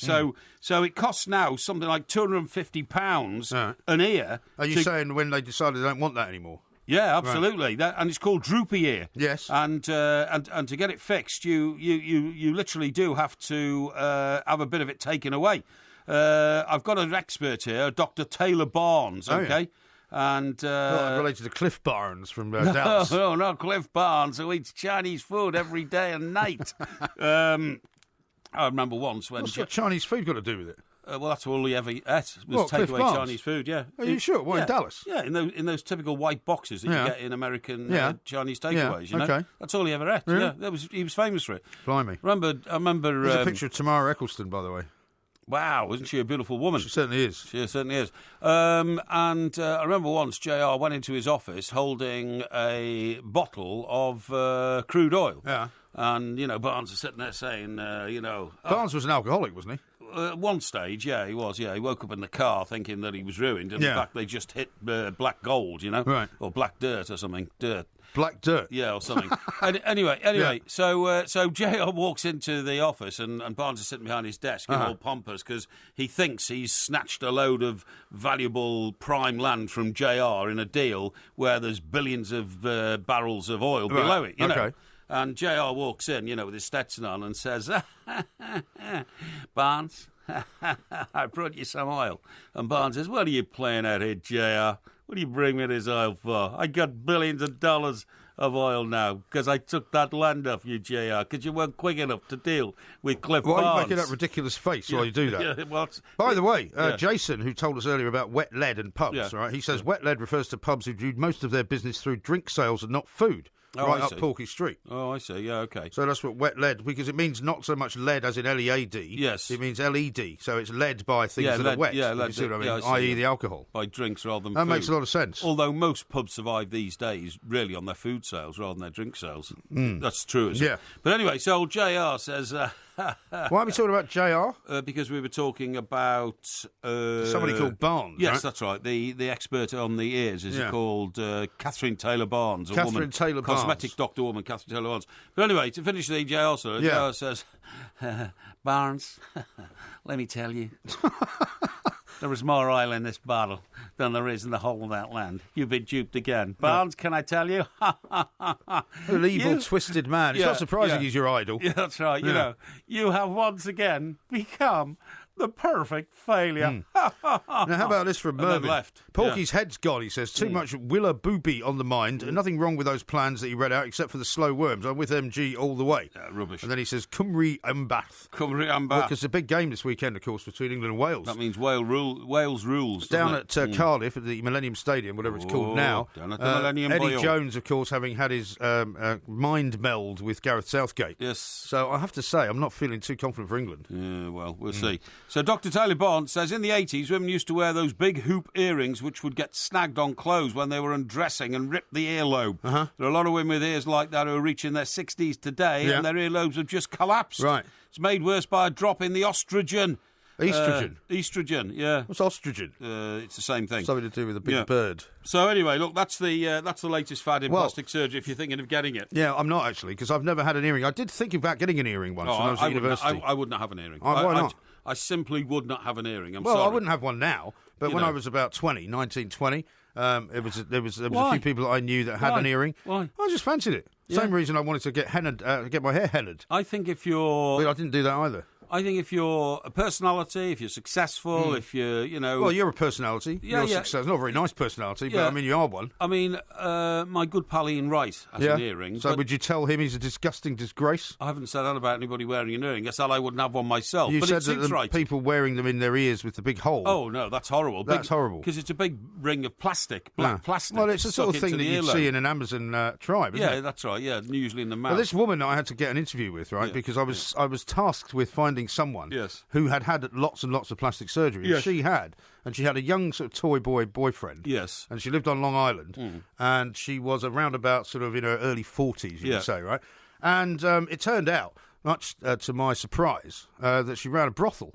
Which I didn't know. Right, where did you meet her? I can't remember. I had to go through some plastic surgery place. Oh, yes, Because the problem was, the piece they wanted me to write was about somebody who was a slave to the scalpel. Slave to the scalpel. And I had to spend an awful lot of time with this woman and her boyfriend, about probably 2 weeks, you know, taking them out for dinner, talking to them nicely, saying, And at one stage in the course of me befriending them, she said, "Well, the only thing I'm worried about is that they're going to end up doing one of those kind of headlines that they do, like slave to the scalpel." Yes. And I went, "No, that's just absolutely not going to happen." Yeah.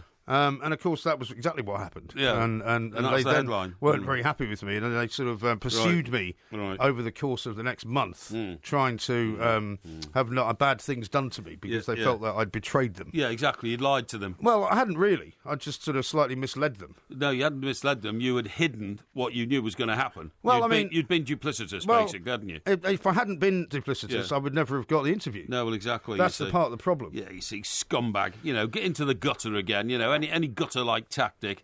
Moral life of an alley cat. Not true. Professional life of a scumbag gutter. Not true. Urchin. How about this from That's John? you. He says, a taxi company near where I live has a fleet of 50 electric cars and increasing that every day. So Porky's wrong again. Yeah. About the electric carports. Well, are you talking about what's the whispering car? The What do you mean, the Japanese one? Toyota Prius? Yeah, it's the Prius, isn't it? Well, that's not an electric car, is it? Well, it's half electric, isn't it? Yeah, but it's a hybrid. Yeah, it's a hybrid, but you don't charge it up, do you? He's not talking about that. He's talking about 50 electric cars. And there's a lot more electric cars out there than you know. I don't know anybody's got an electric car. Well, you don't know anybody. What? You don't know anybody. That's why. Of course I do. This is Talk Sport. If you believe they put a man on the moon, man on the moon. If you believe there's nothing up their sleeve, then nothing is cool. Moses went walking with the staff of wood. Yeah. Newton got mean by the apple. This is Talk Sport. We are the two mics. Don't forget, coming up in the next hour, Facebook Live is happening. We're going to be doing the Porky quiz, and of course, we will also be doing Postman Pork, and you'll be able to see it all in its horrible, full Technicolor glory. Close-ups of Porky will not be available for fear of upsetting too many people out there in the audience. But right now, we're going to talk to Dr. Pamela Gay from the Astronomical Society of the Pacific, because it's very exciting times tonight up in the sky. Yep. There's a lunar eclipse, which you might be able to see if the weather clears up. Yes. And there's a comet, which is coming quite nearby as well. Let's find out what it's all about. Dr. Pamela, if you don't mind me calling you that, very good morning.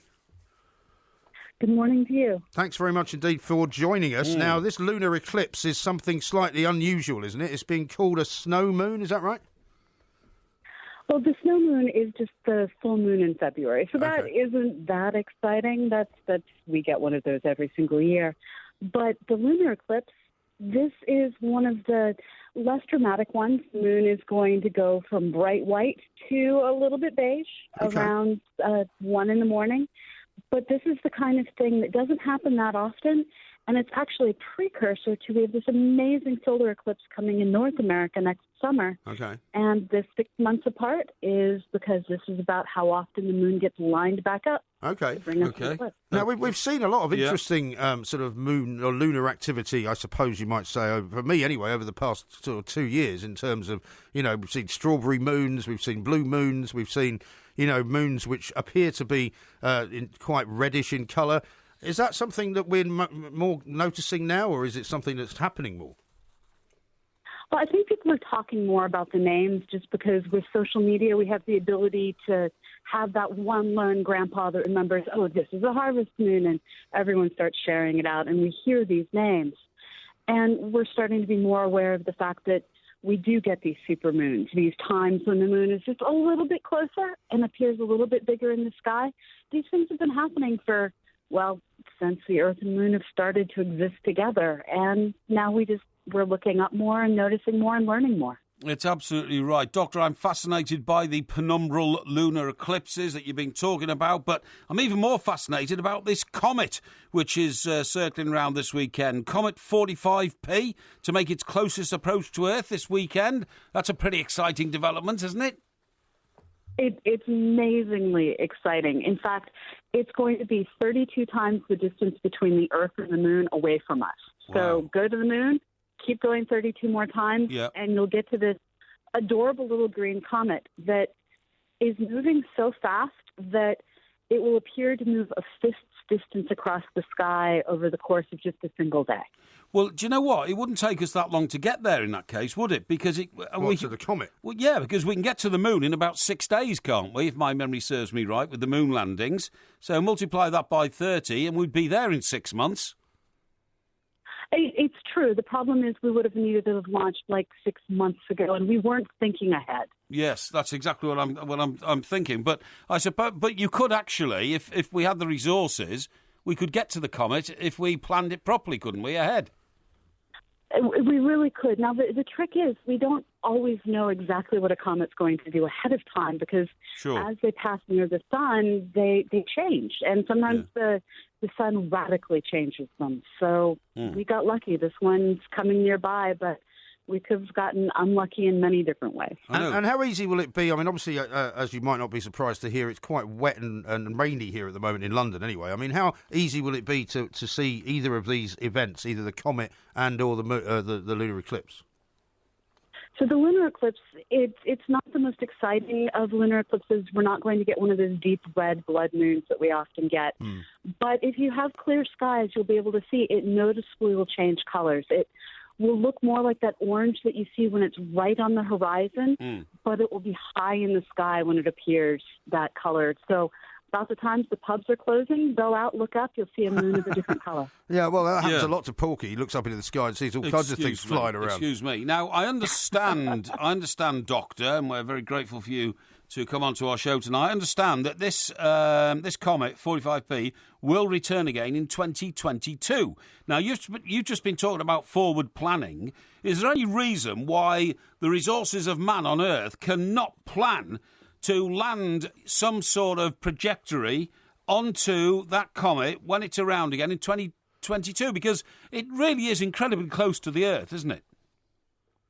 It is this time, but the lineup, it doesn't always line up exactly the same way, and it's not going to be quite as close next time. And, the crazy thing is 2022 sounds like it's not that far away, but when it comes to getting government funding in place, we probably would have needed to have started planning 10 years ago. Right. Yeah. And do we know where this comet sort of came from originally?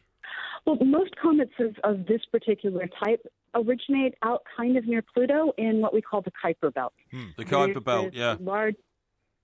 It's all these chunks of ice in the outer solar system and changes in gravity where one object perturbs another, fling them in at us. You sound as if you know about this place near Pluto. Yeah, absolutely. What do you know about it? Well, the Kuiper Belt's very famous in the sense that it's usually the source of comets that swing by, but not that far away. For instance, Halley's Comet doesn't come from that region. Some people does call it, it Halley's Comet, don't they? Yeah, Halley's Comet. And we're not going to see that again for a while, are we? Well, pretty much all of these repeating comets, even the ones that we see maybe twice a lifetime, are coming in from the Kuiper Belt. The Oort cloud, which is even more distance, we actually haven't been able to resolve anything at the Oort cloud distance yet. We know it also throws ice in at the inner solar system, but the things coming in from out there, they have orbits that are thousands of years, maybe even something comes in and it never comes back again. Yeah. Okay. Yeah. Now, without wishing to get you into the political area, Dr. Gay, I wonder what the scenario is going to be with NASA over the next few years, because obviously everybody's kind of watching what Donald Trump's going to do next and what he's going to open up or shut down. Is he, as far as you know, somebody who is in favour of space exploration, or is he not? So far, everything that has been said publicly, which is all I know, is that he's not planning to do any changes to NASA, for which I'm very grateful because I am funded by NASA. Right. And we're still waiting to learn more about the new administrator we're going to get, but we're going to keep exploring. This is our mandate, to go out, look beyond the edge of our solar system and see what's out there and explore everything within our solar system. Right. And so far, Trump seems to be okay with that. Okay, well, that's good. I mean, he's in favour of what's going on out there, I suppose. And what about what you might be discovering over the course of the next 12 months? Have you got any exciting projects on the go?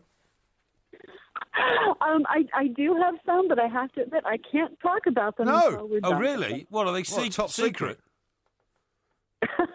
Not top secret. I guess what I can say is we're currently working on projects that will make it easier to use all of the stunning photography being taken by the International Space Station astronauts. Yes. We're working on projects that's going to make it possible to use that to study how our Earth is changing, to look at how flooding changes the paths of rivers and changes where forests are growing after forest fires.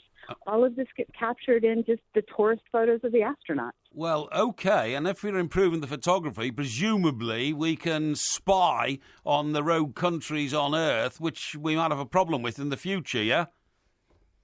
That kind of goes beyond the science I'm paid to do. That's someone else's.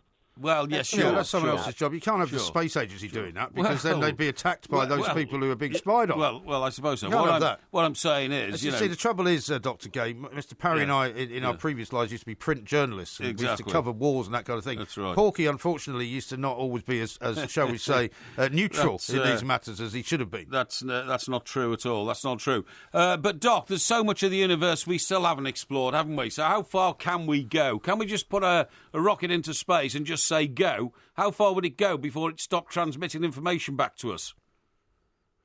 You know, this is something we're working to figure out. Yeah. Currently, we have the Voyager spacecraft that are working to make their way just out of our solar system, and we can still hear them. Wow. And if you go to the nasa.nasa.gov/DNS for Deep Space Network, DSN rather, you can actually see what we're currently receiving data from. And what I love is you can go to this website and see data from the Voyager spacecraft coming back on a regular basis. Yeah, that's So, pretty you amazing. know, we can see, Yeah.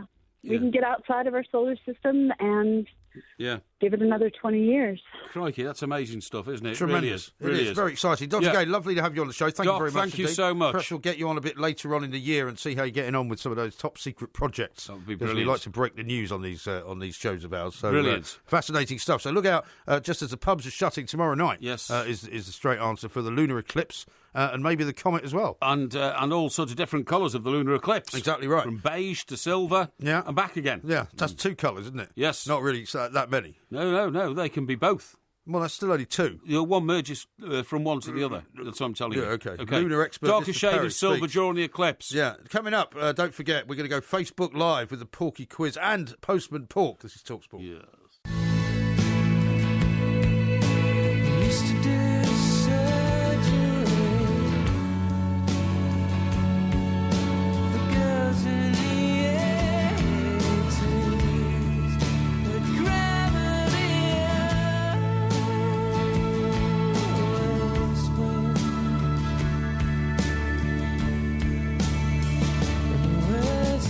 Now, that is a lovely song, isn't it? Who's that? Have a guess.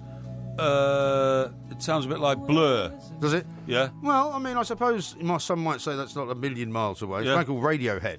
Radiohead. Yeah. I thought they were a bit more electric. Radiohead? Yeah. Well, that's an electric song, if you like. They do some acoustic stuff as well. I've got the best of Radiohead, but I've never taken it out the cellophane. Is it worth taking out the cellophane? Oh, very much so. Is it? Why haven't you got it out of the cellophane? Well, I haven't played it yet. What is it, a CD? Yes, a CD. Put it in the car. Because cars like Could put yours it in have the still car. got CD players, haven't they? Yeah, Old mine cars has. like yours. Mine has, yeah. Well, yours has as well. No, it hasn't. It has. No. It has. No, it hasn't. So how do you play your in... it's got to be in a podcast, is it, or something? Well, I play everything by Bluetooth Bluetooth, off my right. various devices. I see, OK, yeah. Well, that's fair enough if you want to do that. Now, how about this yeah. from Becky? Okay. Which says ear surgery is known in medical terms as otoplasty. Otoplasty. Porky, you need to add this to your vocabulary. Otoplasty. Otoplasty, Yeah. O-T-O-plasty. Very interesting. Scott says Porky's impression of Cliff Barnes sounds more like Top Cat. No, he didn't. No. And Paul says, why has Porky made JR sound Irish? No, JR's not Irish. Don't And be daft. Gio Hara says Cliff Barnes sounds like Sergeant Bilko, Porky. Sergeant Bilko, I don't think so. I thought it was quite good of Cliff Barnes. No, you know. I didn't. I don't want to hear it anymore. JR, once again, you've ruined my life. I see. Now, Frankie's posted a very nice picture from Hong Kong. Oh, yeah, let's have a because he's look. travelling on the bus listening to our show. Isn't that amazing that you can listen to a radio show from here in Hong Kong? absolutely brilliant. Well done. What's the Isn't that chap's name? Frankie. Is he listening live? He's now? listening live, So yeah. if we say, Frankie, how Yeah. you doing, pal? Yeah. Have a Hong Kong burger on me. Hong Kong burger? Yeah, that's right, yeah. It's a Hong Kong burger. Well, it'd be, the local delicacy, wouldn't Have it? you ever been to Hong Kong? I haven't actually. No? It's one of the few places in the world I haven't. Is it somewhere you'd like to go? Yeah, I think so. We should go do a show there. Yeah, maybe. There's plenty of our fans On there. the way to Sydney. We're Yeah, negotiating possibly. with the Sydney Opera House at the moment, by the way, for November. Yeah, Jay says this. Why do you have experts on with a plank knows everything? It's a good question. Well, that's a bit harsh. Listen, talking about knowing did everything. call her Doc, by the way. At the end. Talking about knowing everything. How long have I been warning about the fact that streets will get flooded if people continue to pave over their gardens to park their cars? Yeah, this is in the same breath as when you said you didn't think that planning permission and red tape was necessary, particularly when it came to questions about making sure that flooding was not going to be an issue. Now, this is completely different. How is it different? Because they're new developments that I've been talking about with Redrow. Yeah, but do you know what? These are established homes, part of the ecological But system. one of the reasons that places flood is that if you alter the general sort of, architecture of the land, i.e. you put houses where there used to be fields, then the course of the water changes. Yeah, but you're only bitter because you stupidly bought a house Not on a true. floodplain that flooded the kitchen Not true. I didn't buy. 3 months. I did not buy a house on a floodplain actually. But what I did do was buy a house in a very low-lying part of a village. Exactly. But the whole village was flooded, and one of the reasons the whole village was flooded was not just of the complete and utter, maniacal rain that fell in that particular year, but because the farmer had completely ploughed a field behind where my house was. Yes. Where before it used to have very, very long wheat-like grass in it. That's right, and trees and things have all been knocked down. And everything got knocked down, so it ran off the ploughed field as if it was cement. That's right. Well, listen, let me tell you this now. Local authorities now are going to stop people turning their front gardens into parking spaces because it will literally lead to huge flooded roads. Now, on the other hand, I might take issue with the councils on this one, though, because they're probably more keen on giving people not giving them the opportunity to actually park for free. Yes. They want them presumably to park on the street so that they can charge them. Yeah, well, that's absolutely I bet right. you that's as their well. ulterior motive. It is, you're absolutely right. If somebody's got to park £6 a day, pay £6 a day, Or buy a residence parking permit. Yeah, buy a residence parking permit. They just knock it out. But do you know what the second factor is? What is? I mean, we've gone over this before about people trying to avoid parking charges by concreting over their garden and making themselves a private parking slot. But what it is now is, the drive for, when you sort all your rubbish out into different bins and all that. What, recycling? Recycling. Yeah. People find the bins now so obtrusive, they are literally paving over their gardens and cementing their gardens as a depository for the bins. There's so many of them. Yeah. So it's not car parking anymore. It's the recycling is leading to a flooded world. Well, some of the houses opposite where I live, which are council houses, right? But Yes. they're little sort of small, what you would call, I suppose, 2 up, 2 down type houses, right? Yeah. They've got tiny little front gardens, and they've now each got 3 massive bins. That's right. Which pretty much takes up the whole of the pathway to the door. It does. There's nowhere else to put them. It does. I totally agree. There's one particular development in Leeds where over the last 30 years, 12% more rainwater now runs into the drains as a result of successive parts of gardens, because this is what people do. They just concrete an area big enough for their bins to take the bins. But it may well have, I mean, as much as I'm saying I'm not in favour of the council making people not do that, but if they do it, it is possible that it could cause more flooding. That's the problem. Well, it says here, the vanishing front garden is now a national crisis. This is from one of my journals on local authority planning, OK? Yeah. 5 million gardens have been completely paved over in the last 4 decades. That's 1 in 4 of the total number of gardens we have in this country. Does it say where it's happening most? It's happening everywhere. The rate of loss is staggering. In 10 years, there was a 3-fold increase in the number of paved gardens, a total of 15 square miles. Get that? 15 square miles. So that's an area...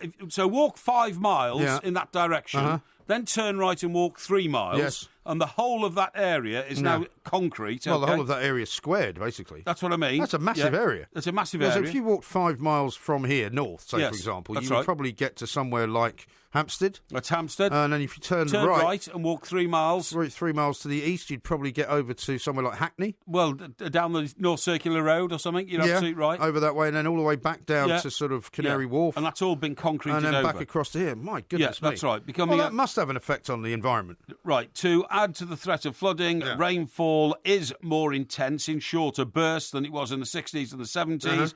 Truly big downpours about once every 125 days are now happening on average, okay? So you put all these figures together and you've got the perfect storm for flooding. The latest regulations You're going to get a higher flat. Eh? By the sounds of things. Yes, that's Stockbroker right. Belt, That's Surrey. right. That's right. Hey, did you see that story, by the way, What? from Stockbroker Belt of some guy who got arrested in a Wetherspoons for refusing to leave and started punching the police and everything? Sounds very What? rough down there. Very rough down there where you are.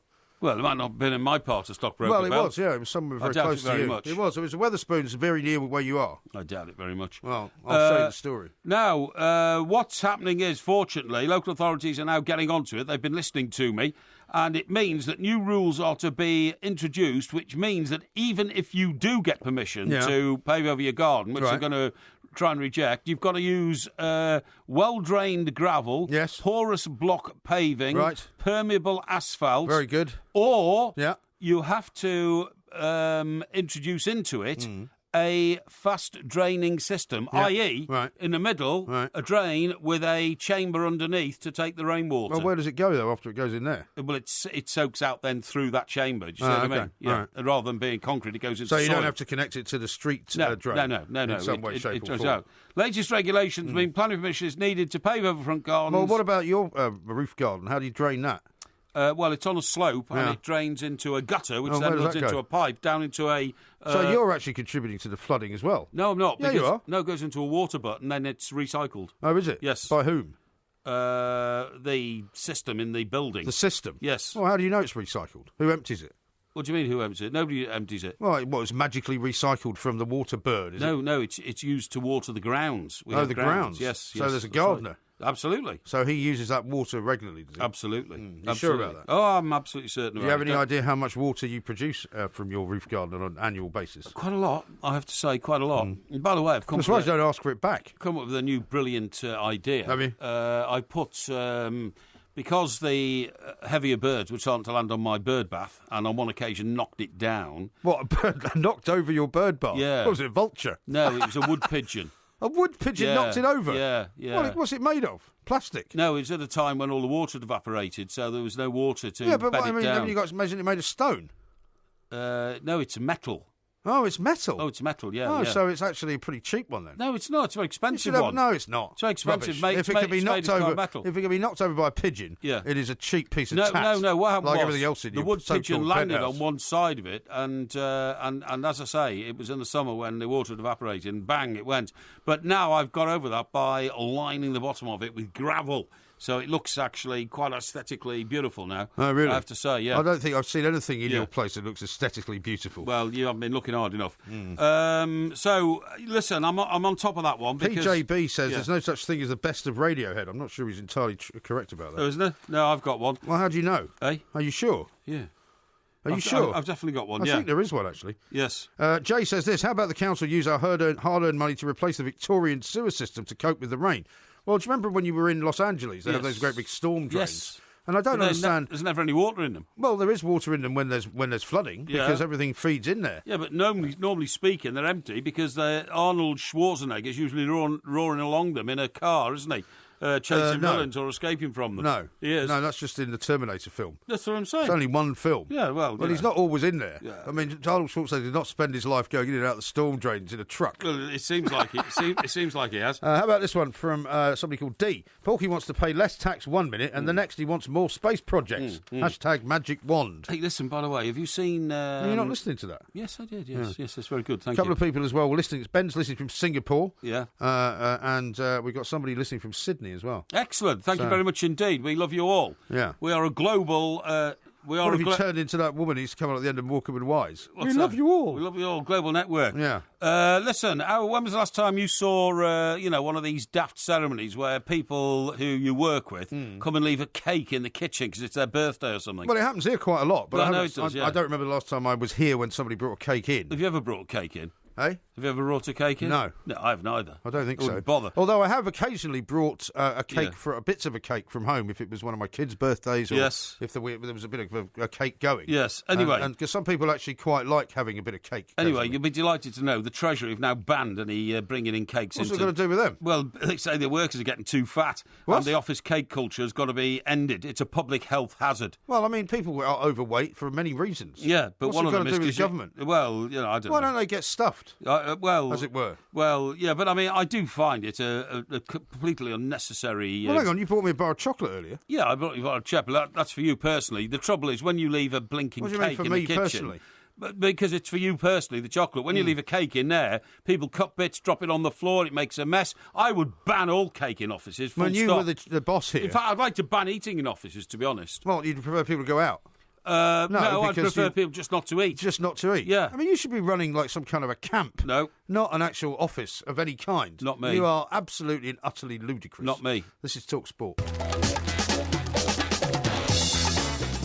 Good morning, I'm Mike Graham, he's Mike Parry. You're listening to the Two Mics on Talk Sport. We're about to walk into and enter a very new, very, very technological revolution, Mr. Parry, because coming up in this hour, we're going to be doing Postman Pork, and we're going to be doing the Porky quiz. We're going to do it live on Facebook. Excellent. We will be sending out a link so that you can watch it live on Facebook, but don't worry if you're not able to at this particular moment because you're not on Facebook. We will be recording it, hopefully, so you can watch it later if necessary. So there will be no room for any kind of jiggery-pokery. No cheating by you. We don't want any of that, and thank people you. will see very, very clearly there's only one set of questions for the Porky quiz, which is, of course, on David Beckham. You're listening to the Two Mics with me, Mike Graham, and Mike Parry on Talk Sport.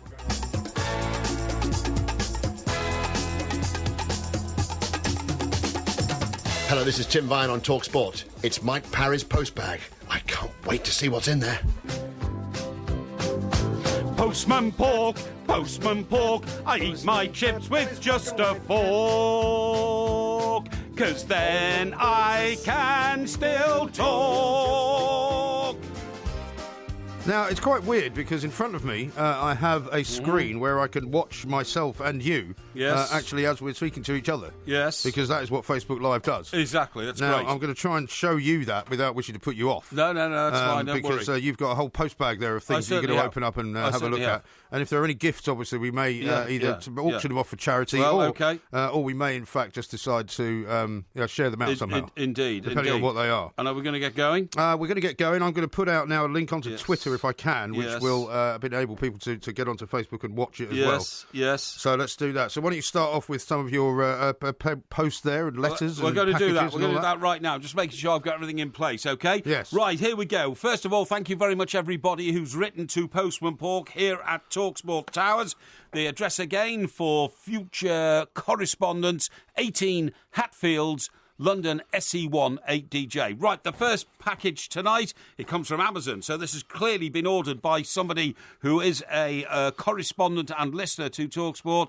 It says here, Postman Pork, care of the Two Mics, 18 Hatfields, and the address I just gave you. I'm going to open this now. You don't just keep reading out the address, are you? Well, I want people to know the address. I want it to become very familiar with them because, remember, we welcome all correspondence here. Right, I'm opening this.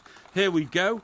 There's a package in here. Oh, my goodness me. This is fantastic. What is it? Do you know what I've got? I can't see you. What I'm going to do is I'm watching you on the screen instead. OK, I'm going to show you this. I've got a model Lamborghini. A model Lamborghini? Lamborghini. Which particular model is it? Utterly fantastic. It says it's the, let me see, Lamborghini. Yeah, must have a model, mustn't it? Murcielago LP 670-4 SV. OK. It's a scale model, officially licensed product. Therefore, this is not just a little toy. Yeah. It is a replica of the car itself. May I have a look at it, please? Of course you can, yeah. Thank and you I'm going very to try much and find out who this has come from. Yeah. Quite often these things come anonymously. It says here... Sorry, I've accidentally just put you on live. Oh, that's OK, don't worry. But I don't want to have you babbling on in the background. No, I don't want to be babbling on the background either.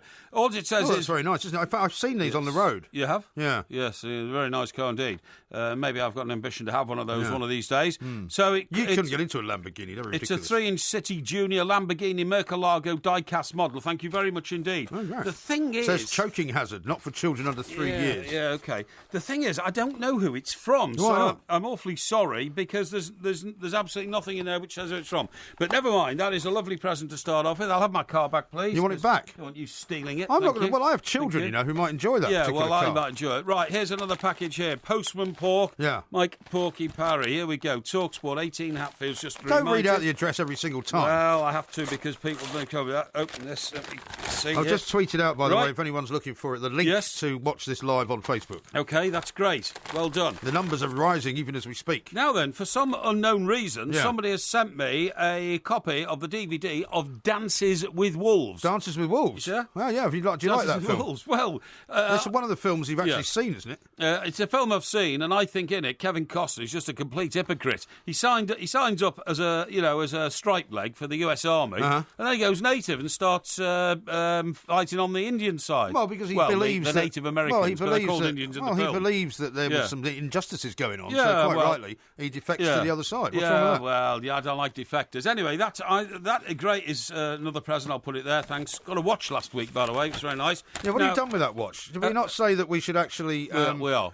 auction it Going in to some auction way? it. We might have to do that on Twitter, though. Right. Now, first of all, I can reveal this comes from Martin Holland. Martin Holland? Not Matt Holland. Are you who sure is it's my not Matt Holland? singing partner. Matt Holland, the man with the terrified face at the Christmas it's party. a video you might have seen. Yeah. And it's Martin Holland from Newport in South Wales. Oh, right, yeah. Hello, boy. Lovely place, Newport. Yes, and he says... Very picturesque. It is very picturesque indeed, It's not yes. actually, no. Yeah, Newport. No, Newport is isn't. a dump in it, yeah. Well, it's not really a dump, but Celtic Manor rises high above it, I know right? Celtic Manor very Celtic Manor is what you Played might golf call... there, actually. You have never I played have, golf honest there. God, I did. You'd never get round there. I promise with Mr. It's a Brazil. very, very difficult course. We understayed there because of an England international. I used to stay there regularly. Yeah, that's right, yeah. Yeah, anyway... I once ordered some garlic bread, right? Yes. From room service. Yes. And they rang up and said, terribly sorry, we haven't got any garlic bread. I said, why not? Yeah. He said, the chef's run out of it. I said, what do you mean? How can you run out of garlic bread? Does he not know how to make it? Thank God he'd run out of garlic, but I couldn't stand garlic.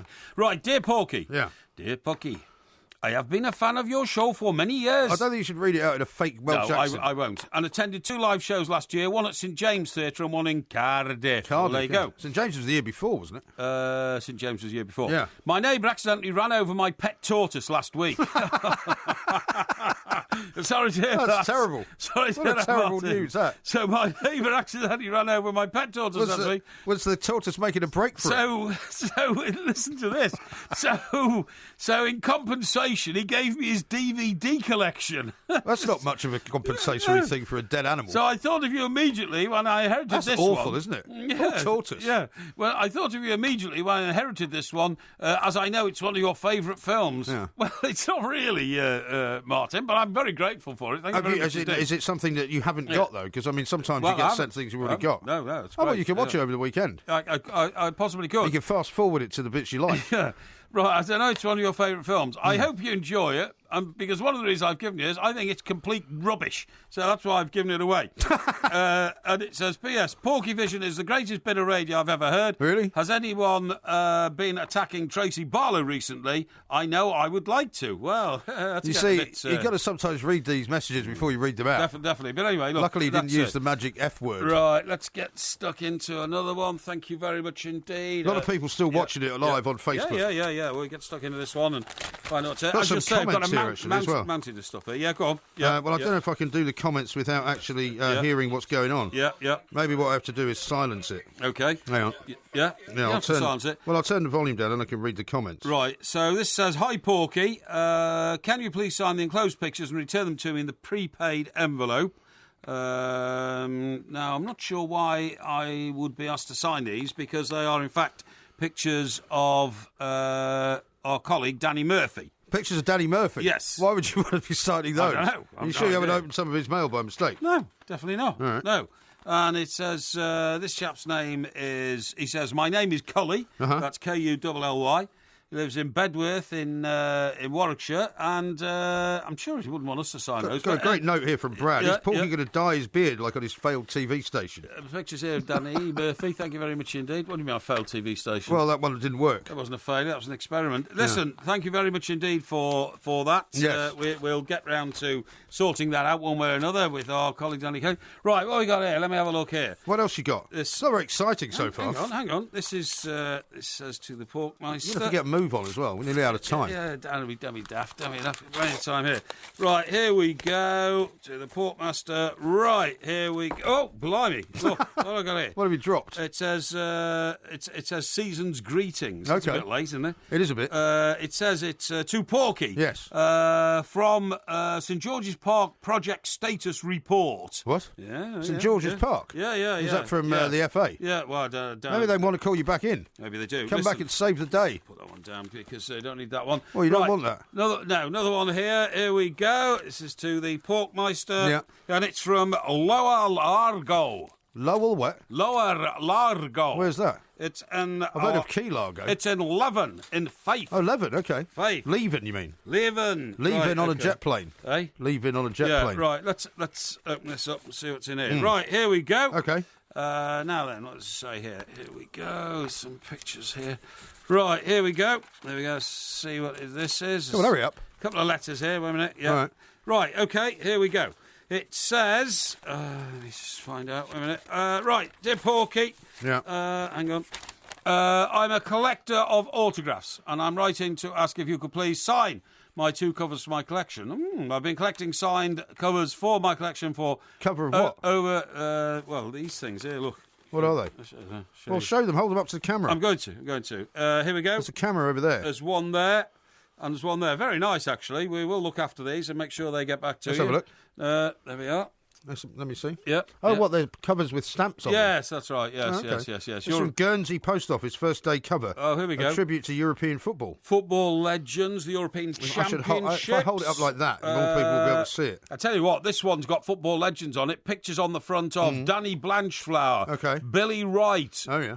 Dixie Dean. Oh, your Top one favourite. there. Dixie Dean. You've My mentioned God. him in the past. My God, I certainly have indeed. Yeah. And, well, that's, there we go. So that's the letter there. Very nice. So you're going to sign it for him then? Absolutely. It's from Kevin. Okay. Lower Largo 11. We'll Yeah. get all that sorted Leave for you, it. Kevin. Don't worry about that. Yeah. Yeah. We haven't got That's much very more good time, indeed. I'm afraid. Much more time. Just No. one more. Go on. It's time for one more. So we got here. Let's take a package from here. Okay. Here we go. Is this one? Yeah, it's this one. Yeah. Okay. This is to Porky. It's from. Not sure. It's from Carmelite House, Victoria Embankment. Carmelite Isn't that House. the Daily Mail? It used to be Yeah, Carmelite used to House, be, didn't it? Yeah. Oh, no. I think they've moved out there now. Oh, no. It says return address is Hurlingham. Right, let's have a look. Why did it say Carmelite House on it then? Well, I don't know. It says Carmelite House on the front. So no watches this week then? No watches, Thank goodness for but that. don't worry. Right, here we go. Let's get this out of It's here. going to be the last one, I think. Right, this is... it's been sent me a book. But Send me a book. No, somebody sent me a book. They Yeah. says, Dear Porky, this is specially for you. You will Yeah. appreciate the title. Uh-huh. Well, I can't... I'll show this to the audience, but it's a bit of a risque title. You can see that. I don't think you can hold that up, can you, on Facebook Live? I don't think you can, but No. but it's well, it says An Honest Meditation. Yeah. It's by Jason Headley. He sent it to me saying you will love my new book. Okay. Yeah. The author Jason Headley, writer and director. But I have to say it's risque because What's the content though? well, it's something about why don't you meditation. well, let's read a bit from the front. Okay. The first thing. Okay, Mahatma Gandhi says, everyone who wills can hear the inner voice. It is within everyone. Uh-huh. Okay? I don't hear your voice at the moment, unfortunately. But the title of this book is spelt F-gap. Yeah, well, you don't have to spell it out. Yeah, and then Literally. 2 more letters. Don't literally spell it out. And then the second word You've seen the time. is that. It says An Honest Meditation. I'll read you out another... Another jewel of wisdom. Another jewel of wisdom, a whole page, and you know what's written on it? Yeah. Am I right? Yeah. Am well, I right? You don't need to ask yourself that, do Another you? page. Just acknowledge that all... Just look at the time. Everything in life is wrong. Oh, dear me. No, this book is not good. I'm It's not sorry. for you. I'm sorry. All right, well, maybe we'll have to I'm auction sorry. that off. This is going in the bin. That, of course, was a Postman Pork. Postman Pork, I eat my chips with just a fork, 'cause then I can still talk.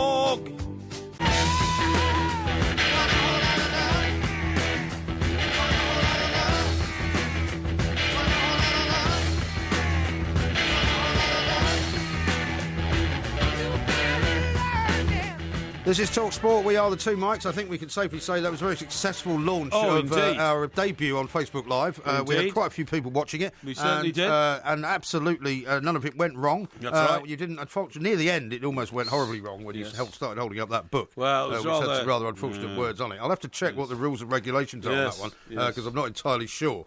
I'm told that I apparently mouthed the words towards the camera, which also a bit of a blunder, but never mind. Yes. Coming up, we're going to have the Porky quiz, which we will also do live, and we'll send you out a link for that one as well. And also, if you happen to miss it, don't worry, because there will be, of course, it will be saved as this first one has been, and there's quite a lot of very interesting comments on it as well. Good. Here's one from Andrew. He says, "Why don't you have the post pre-opened Porky, you plank?" Well, part of the reason is that you open it live, right? We open it live. We don't like to be selective. You know, people write to us, and everybody gets an opportunity to have the letter open live and the response. Claire says this should be a regular thing. Make sure Porky isn't cheating on the quiz. It's great fun. Yeah, good. Paul says, can we have the Porky quiz live? Yes, it's going to be live in about 10 minutes. Yes. Michael says, vote Porky, vote often. Yes. He's obviously forgotten that is no longer a thing that we do. Yes. Johnny says, we're here for the quiz to see if Porky cheats. Jim says, listening in Tulare, California. Have you seen the time? Says Andrew. Kebby says, this is one of my beautiful shows that I always are listening to every day on TalkSport, and now I'm watching you live from New York. Yes. So that's all very good. So lots of really nice comments on there, so thank you very much indeed. Here's one from Mark who says, brilliant feature, horrendous melody to start and finish it. Yeah, excellent. And Johnny says, those lights in the back are soothing. They're very soothing indeed. Yes, excellent. So good. And Graham says, wow, the two mics experience has just gone up a notch. I can't wait for the quiz. Shame we didn't see Porky singing this time. Well, don't encourage it. You know. I told you he loves to play up to the camera. He's a bit of a ham. Absolutely. But the quiz is on David Beckham, and we will be getting to that in about 10 minutes' time. We certainly will. Exciting times, eh? It is very exciting times indeed. Who knew that when you started your career in the radio, you would be sitting here doing Facebook Live? Well, who knew that? You've got a Facebook account, but you don't really use it, do you? I've never used it. I've had it for I think I've had that since about 2011. And I still get things like, oh, Mike, on Facebook, you've got 4 people who want to say hello or something like that. But what you've got is one of those, whoever set it up for you, has got, your ability is to tweet out a message, but it also then goes to Facebook at the same time. So you double up. Which you can do. You can basically sync your messages. That's right. Which is always nice. Yes, that's right. It's a bit less combative on Facebook, I've often found. A bit less combative. Not quite so many people looking to have a go. A bit less combative. Yeah. I totally agree. Which is sometimes good, sometimes not. You know, we like to push the boundaries and push the borders here on TalkSport, certainly on the two mics, okay? So well done, everyone who was involved. Yes, thank you very much indeed. Yeah. Now, a few more things we want to talk to people about, aren't there? Now, what I want to talk to people about is the position regarding what? Well, it's all this stuff about the FA and government interference. Oh yeah, because didn't they have the House of Commons? You had the Damien Collins guy standing up saying, "I'm going to sort it out" and all that kind of stuff. But I mean, I am not ever sure that government interference in sport is a good thing. It's all very well saying, well, the FA is antediluvian and it's... Well, it is.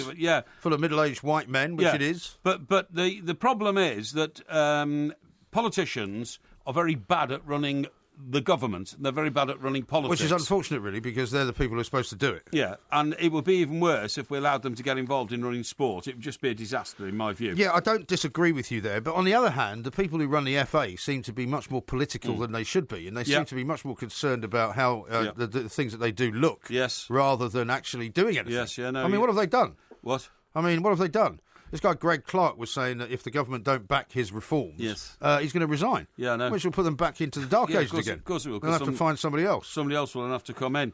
Did you know, by the way, because remember last year we talked about the position regarding the bell ringers at York Minster? Oh, yeah. But didn't they resolve that just before Christmas? Yeah, they did resolve just before Christmas. But what I didn't know, and I've only just found out, is, did you also know that York Minster actually have their own police force, which is the only independent police force in this country outside of a police... But are they proper police? They can arrest people. Well, which area do they cover? Just inside the York Minster or around it? No, the area around York Minster. It's the oldest police force in Britain. Prospective criminals lurking around York Minster, beware. Not only can God punish you for your sins, but the cathedral's police force has the power to arrest you.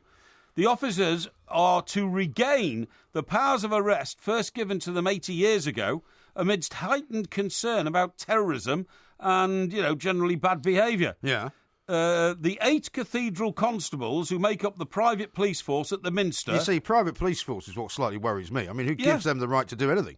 They're employed by York Minster. But what I'm saying is that, I mean, if they were to come up to you, for example, as you were walking around York Minster, I don't know what uniforms they wear, and they were sort of giving you a hard time saying you were working or doing something illegal. Well... what rights have you got? Well, let me tell you, the 8 cathedral constables who make up the private police force, established in the 13th century, have been given specialist training and will begin using their new powers in the spring. Oh, yeah. They do not have the resources of their colleagues at North Yorkshire Police, but they carry discreet batons and handcuffs, and they can arrest people. See, I think that's very weird.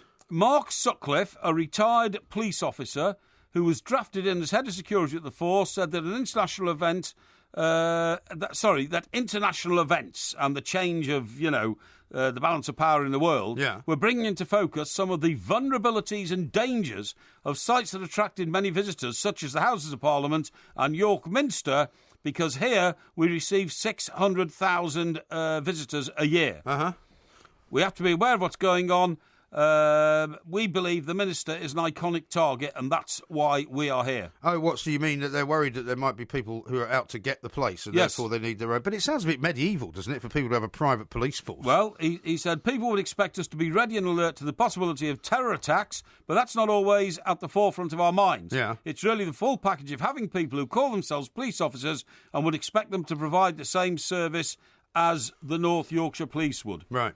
But they're not the only ones. Did you know, for instance, right, now, I went to Oxford University, obviously, for an interview at Brasenose College. Well, you keep going on about it, but again, there's no picture evidence of anything of the sort. Right. Did you know that the University of Oxford Bulldogs... Bulldogs? Yeah. Is that a team? No, they are... you've seen, Morse and Lewis, all based in Oxford. Yes. Occasionally they go in through the gate of a college. And they go into sort of cloisters, don't they? And there's always a bloke there with a bowler hat. Right? I haven't really noticed that, to be honest. There's always a guy at the gate. Is he like the gateman? The gatekeeper, right. The gatekeeper, yeah. But in fact, he's a bulldog. Is he? He's known as an Oxford Bulldog. Right. The law is enforced within Oxford University by the Bulldogs. Right. It's bowler-hatted force, which until recently had full police powers within a 4-mile radius of any university building, have only just recently been replaced by a less powerful Proctor's officers working with Thames Valley Police, but with full police powers. That's very odd, isn't it? Yeah. Very bizarre. Yeah. I'm not in favour generally because, I mean, it's a bit like going back, as I say, to some kind of medieval time when the laird of the castle had his own police force and just sent them out to do his bidding. Yes. I'm not keen. Do you know I'd like to know who they were answerable to. Yeah, well, they are answerable, I think, to the North Yorkshire Police. To the local, what would that be, Oxfordshire Police, wouldn't it, Oxfordshire? Well, I would imagine so. Yeah. Hang on, it's York Minster, isn't it? No, I'm talking about the Oxford University the Oxford Bulldogs, one now. Yeah. But what about this one here? Now, I've always seen the time, by the way. Yeah, don't we worry need about to do time. the Porky quiz on Facebook Live. Yeah, we're going to do it right we told now. people we're doing it. Just one last thing. Hurry up. Whenever I drive through the Mersey Tunnel, I'm always fascinated by the cars which say Mersey Tunnel Police. They don't say Merseyside, police. Right. Well, it's like City of London Police are separate, aren't they, from the Metropolitan Police? Yeah, but this just looks after the tunnel. If trouble goes down beneath the River Mersey, who are you going to call? That small non-Home Office service, the Mersey Tunnels Police. Right. Officers hold How the often title... does trouble go down in the Mersey Tunnel? I don't know. Officers hold the title of the constable... streets of San Francisco. ...and report to the Merseyside Passenger Transport Executive. They're an independent force, the Mersey Tunnels Police. Is there not one as well for the Blackwall Tunnel? I don't know if there is. Maybe. Might be. Could well be. Anyway, amazing. we've got no more time to discuss the secret police. That's right. Or the secret policeman's ball. Coming up next, another Facebook Live episode. We'll send out another tweet with the link on it. It's the Porky Quiz. Yes. England need a goal to qualify for the World Cup finals. Can it get any more dramatic than that? Can this be the moment that Beckham delivers? He steps up, he hits it right-footed.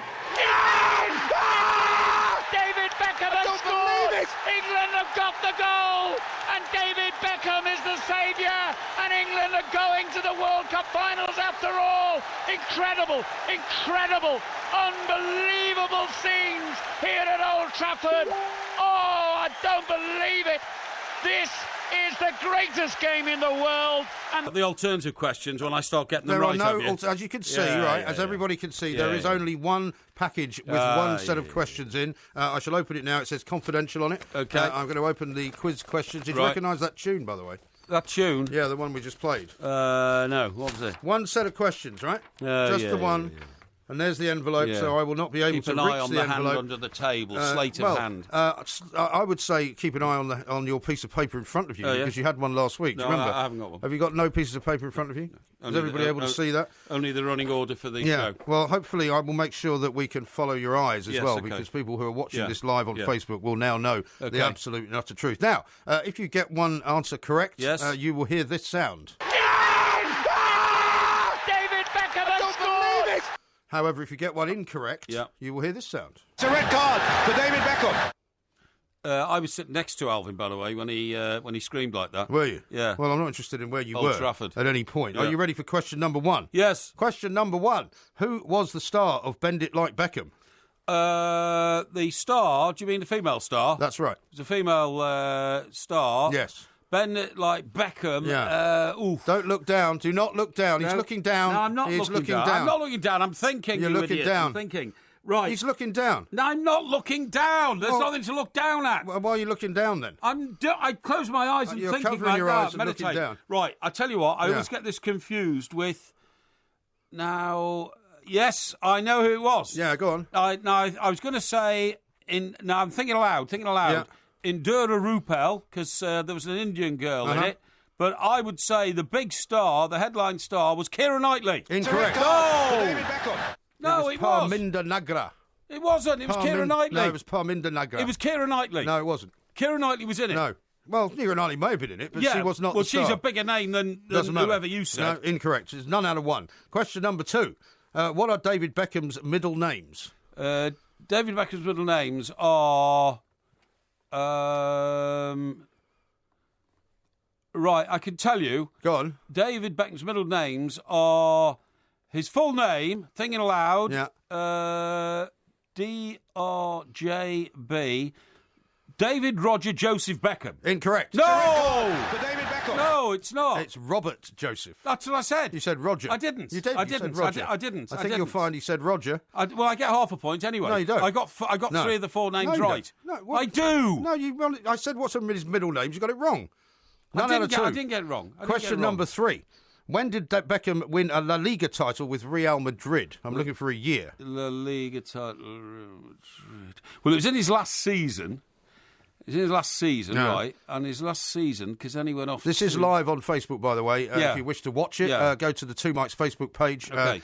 We will try and put out a link on the Two Mics as well. Okay, thinking aloud here. Yeah.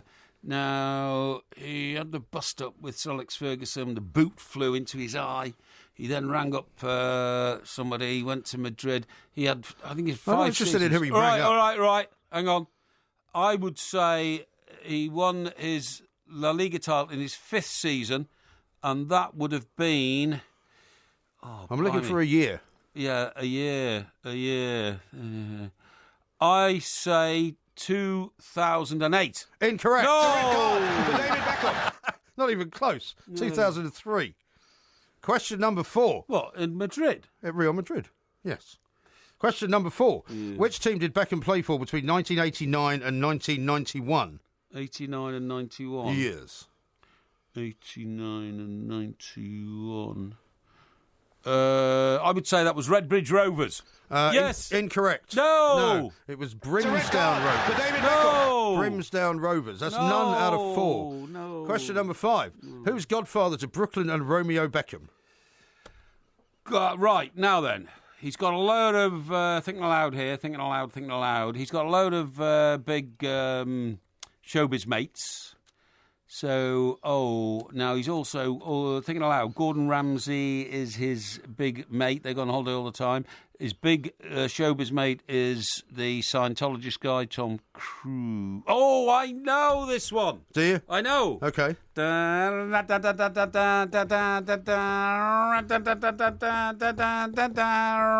Elton John. Correct. David Beckham has scored. Why are you going around in your chair? Yeah, go on. Yeah. Right, okay. Was he looking down during that one? We'll need some No. people, eagle-eyed people on Facebook Live. I got who are so watching close with his right names. now. God, so you have blimey. 1 out of 5 so far. Question number 6. Beckham has at least 20 tattoos. One is his wife's name. Yes. What language is it in? Right. Now then, thinking aloud here. I think this is the one on his arm. I think it's misspelt. And it's either in Hindu, thinking aloud, that's all I'm thinking. Yes. It's either in Hindu or it's in that, sort of Arabic language called... Arabic? Sanskrit. Is it Sanskrit? Sanskrit. Certainly getting near. Hang on. Hindu... is it? It's like a mystic sort of language. Thinking aloud. Yeah. Hindu, Sanskrit. Gaelic. Oh, hang on. Look, you just shut up because you're affecting Well, I've got my to hurry thing. you. I've got to hurry. Why are you looking down? You're looking down again. Shut up! I've got my Don't eyes tell me to closed. shut up. You're looking down. No, you're disturbing my thinking Why are you pattern looking by down? shouting. If you could Well, be quiet. I think you're cheating. I'm not cheating. You are. Have you got a piece of paper down No. there? Are you sure? No. If you could be quiet, Can you pass me the piece of paper that you've got in front There of is you? no piece of paper. Are you sure? Idiot. It's right. I say it is. Go on. I say it's Hindi.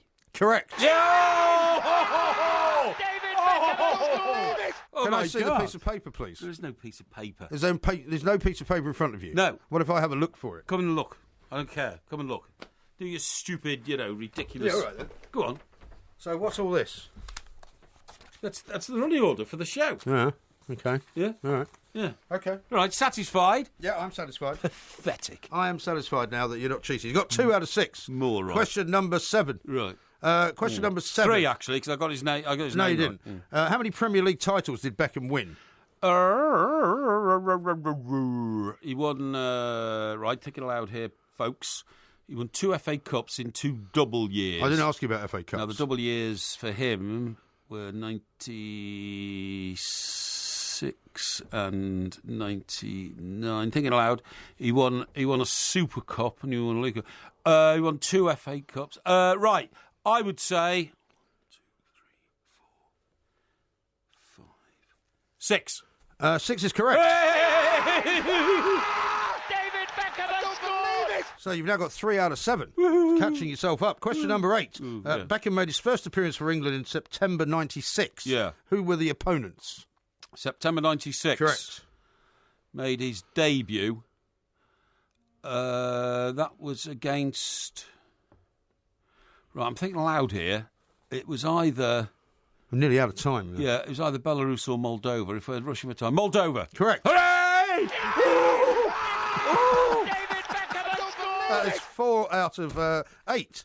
Question number 9. Yes. Can you name Beckham's 2 other children? We've already asked you who their godfathers were for Romeo and Brooklyn. Yeah. What are the other 2 children called? The other 2 children, thinking aloud, are Cruz is the other boy, and Harper is the little girl. Now, Harper is what she's known as, but her full middle name is Harper 7. Harper 7? Yes. That's correct. Hey! Oh, my God! Oh, my God. It's 5 out of 9. Well, I'm entirely... It's 6, Have you got actually. anything written on your phone? No, I think I'm not. Are you sure? I'm sure. Can I see your phone? Yeah, please see my phone. Let's have a look. Thank you very much indeed. Yeah. There is nothing on your phone, it would seem. No, exactly. Yeah. Okay. Right. Thank Question you. number 10. Yes. Beckham, yes. This will be to equal your chocolate quiz record of 6 come out on, of 10. Let's go for it. Can you make it? Beckham bought his first property while playing for Manchester United in 1995. Yeah. Where was it? Yeah, And Manchester is not an acceptable answer. it's a 4-bedroom detached house. Only you would know that. Yeah. And I think it was in... thinking aloud here, I think it was a little district called Riddlesworth. No, it could have been Sale or Altrincham because they're near to the Old Trafford ground. Could have been Hale Barnes. It wasn't. I'm going to have to say because I think it was Riddlesworth. Incorrect. No, For David Beckham. It was Worsley. Worsley. Townend, That's very Salford. close, actually. It's right next door to Doesn't matter. Riddlesworth. So you got 5 out of 10, which is pretty good. I got more than that. 5 out of 10 is pretty good. I got his names right. You didn't. You said Roger, not Robert. That's well, not I right. mean, blimey, that's the difference of 3 letters. Well, would you say that anybody getting involved in horizontal refreshment is having Robertisation? No, I would not. Well, it's not right then, is it? That's irrelevant. But it's a fantastic victory. If you call Brendan Rodgers Brendan Roberts, that would be wrong. By the way, 50% in any sort of examination is grade A. Not in anybody else's world but yours. That was the Porky quiz, 5 out of 10. I still don't know how he did it. This is Talk Sport. David Beckham has scored! You're unbelievable.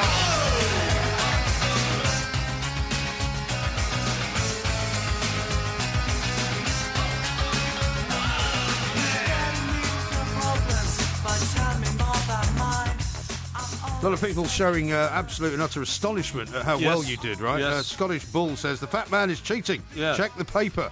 No, not at all. And Steve says, have I died? He's got 5 out of 10. Yeah, well, I nearly got 6. If I'd have got Roger instead of Robert, or Robert instead of Roger, that would have been 6. Yeah, but it's wrong. It's not the right answer. Yeah, but it was so close. I should have got at least half a mark. Gavin says this, 50% in any exam is grade A, and then he shows the emojis of him laughing himself stupid. Yeah, okay. Hashtag plank. And here's one from Mr. M.R. Shaw. Yes. Why, when he flukes a correct answer, does the plank make a noise like a chimpanzee on heat? No, it's not a chimpanzee. By the way, they've got you sorted. They say that, here, it says here, okay, Porky got 5.5. He got one name correct of Beckham's middle names. Yeah. MG smirks when you say correct answer when thinking aloud, hoping you'll say something else. Incorrect. Well done, Porky. That's not true. And then Luxury Lizzie, of course, who was a great and regular correspondent, sent I thought she wasn't feeling well. Well, I've made her feel better. She sent out a message earlier saying, make sure, you don't let us all down. And now she sent me another one saying, brilliant, very proud of you, Porky. Thank you very much Wrong indeed. Style says, something's up. First Facebook Live quiz and Porky gets 50%. Has he found a new way to cheat? Well done, He's Mr. asking for a Portmeister, steward's says inquiry. Tracy. Tracy B says, well done, Mr. Portmeister, 5 out of 10, great viewing. Yeah. So everybody's now got the idea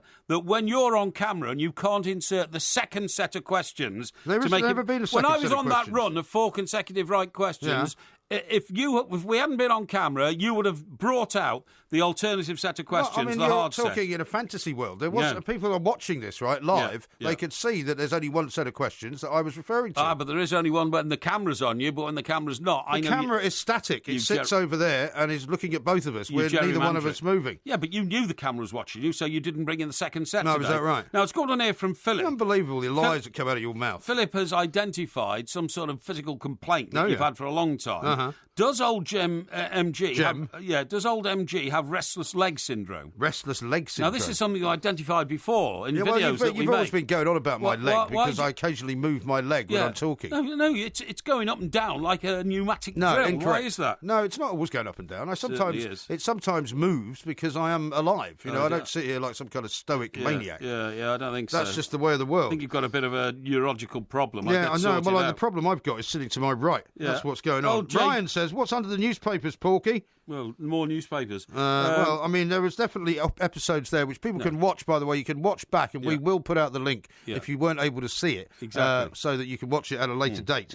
People have also said, are you going to do it on Twitter? And next week, maybe we'll try and do it on Periscope, so that'll be, we'll go backwards and forwards. But basically, people can see that on at least 2 or 3 occasions, you are doing this kind of fake, woe is me, putting your hands up to your face, covering your eyes, and looking down at something. Well, I couldn't find what it was. I couldn't find what it was, but there is no doubt in my mind that you were in some way getting aid artificially. Now, I like it when we get the smart asses on this show, okay? So smart ass JPK says, that well-known language called Hindu. It's Hindu, you plank. Well, he did say Hindi when he answered the question. Thank you. You did say, if you had said Hindu, I would have given you a wrong answer. Exactly, it's Hindu, you plank. But you did say Hindu when you were discussing it earlier. And I said I think it was from the Hindu religion, right? And Sanskrit is from the Indo-European branch, not Semitic. OK, JPK, you heard the answer. I said Hindi. So put that in your pipe and smoke it, Well, actually, you'll be sorry to hear that he's been quite complimentary to your latest. You might want to take that back. Oh, right, OK, I'll take that back. JPK says, finally a quiz worth waiting up for. Glad my exhortations for greater research were heeded. And he says, congratulations. Thank you very much. So actually, you should take back now the foul-mouthed, epithets that you fired at. Oh, here we go. Finally, quiz worth waiting up for. Glad my exhortations for greater research. I've just read that out.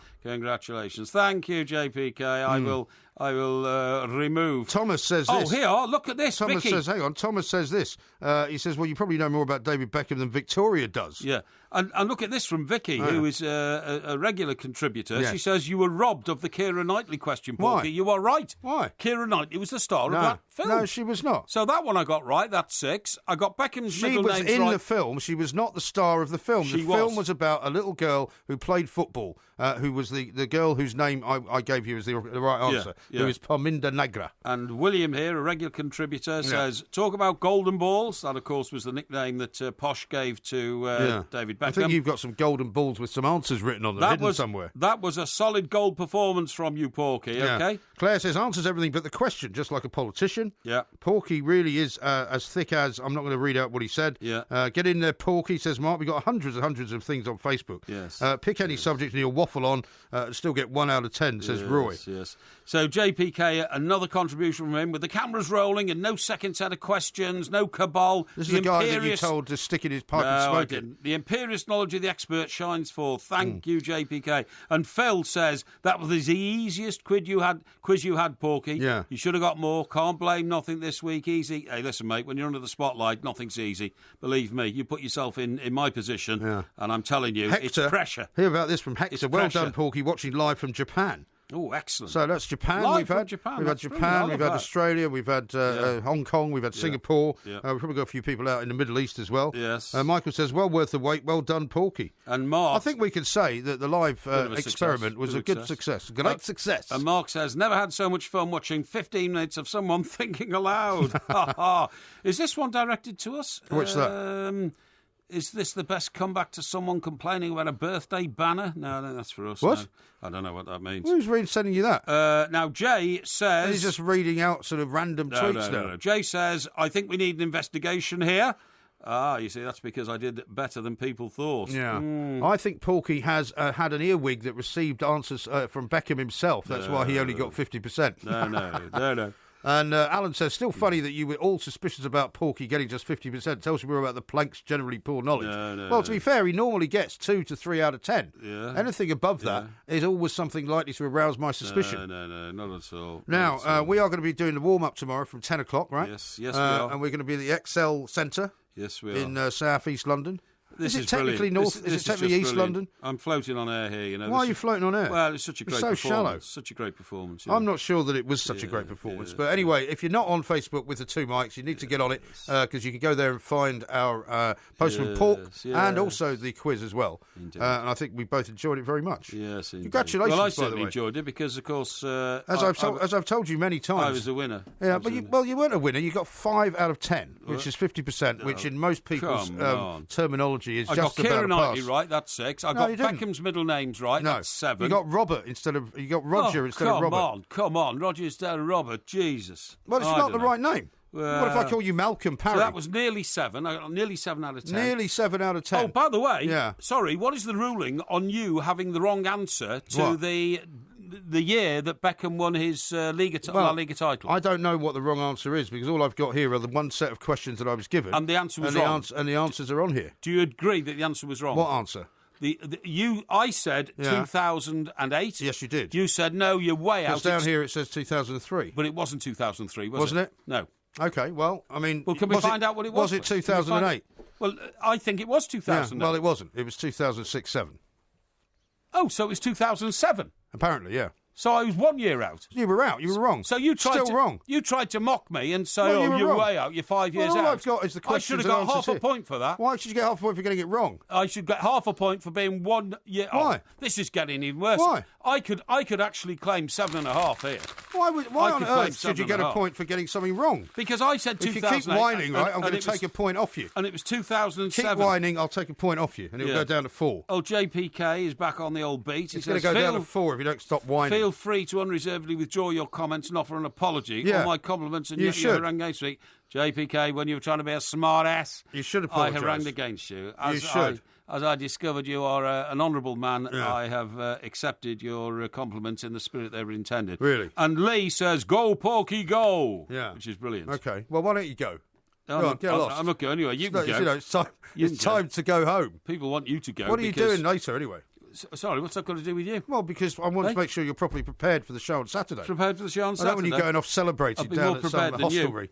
Some hostelry or other, just celebrating the fact that you don't know the meaning of preparation. 50%. I know everything about the meaning of preparation. I don't think you do. I do.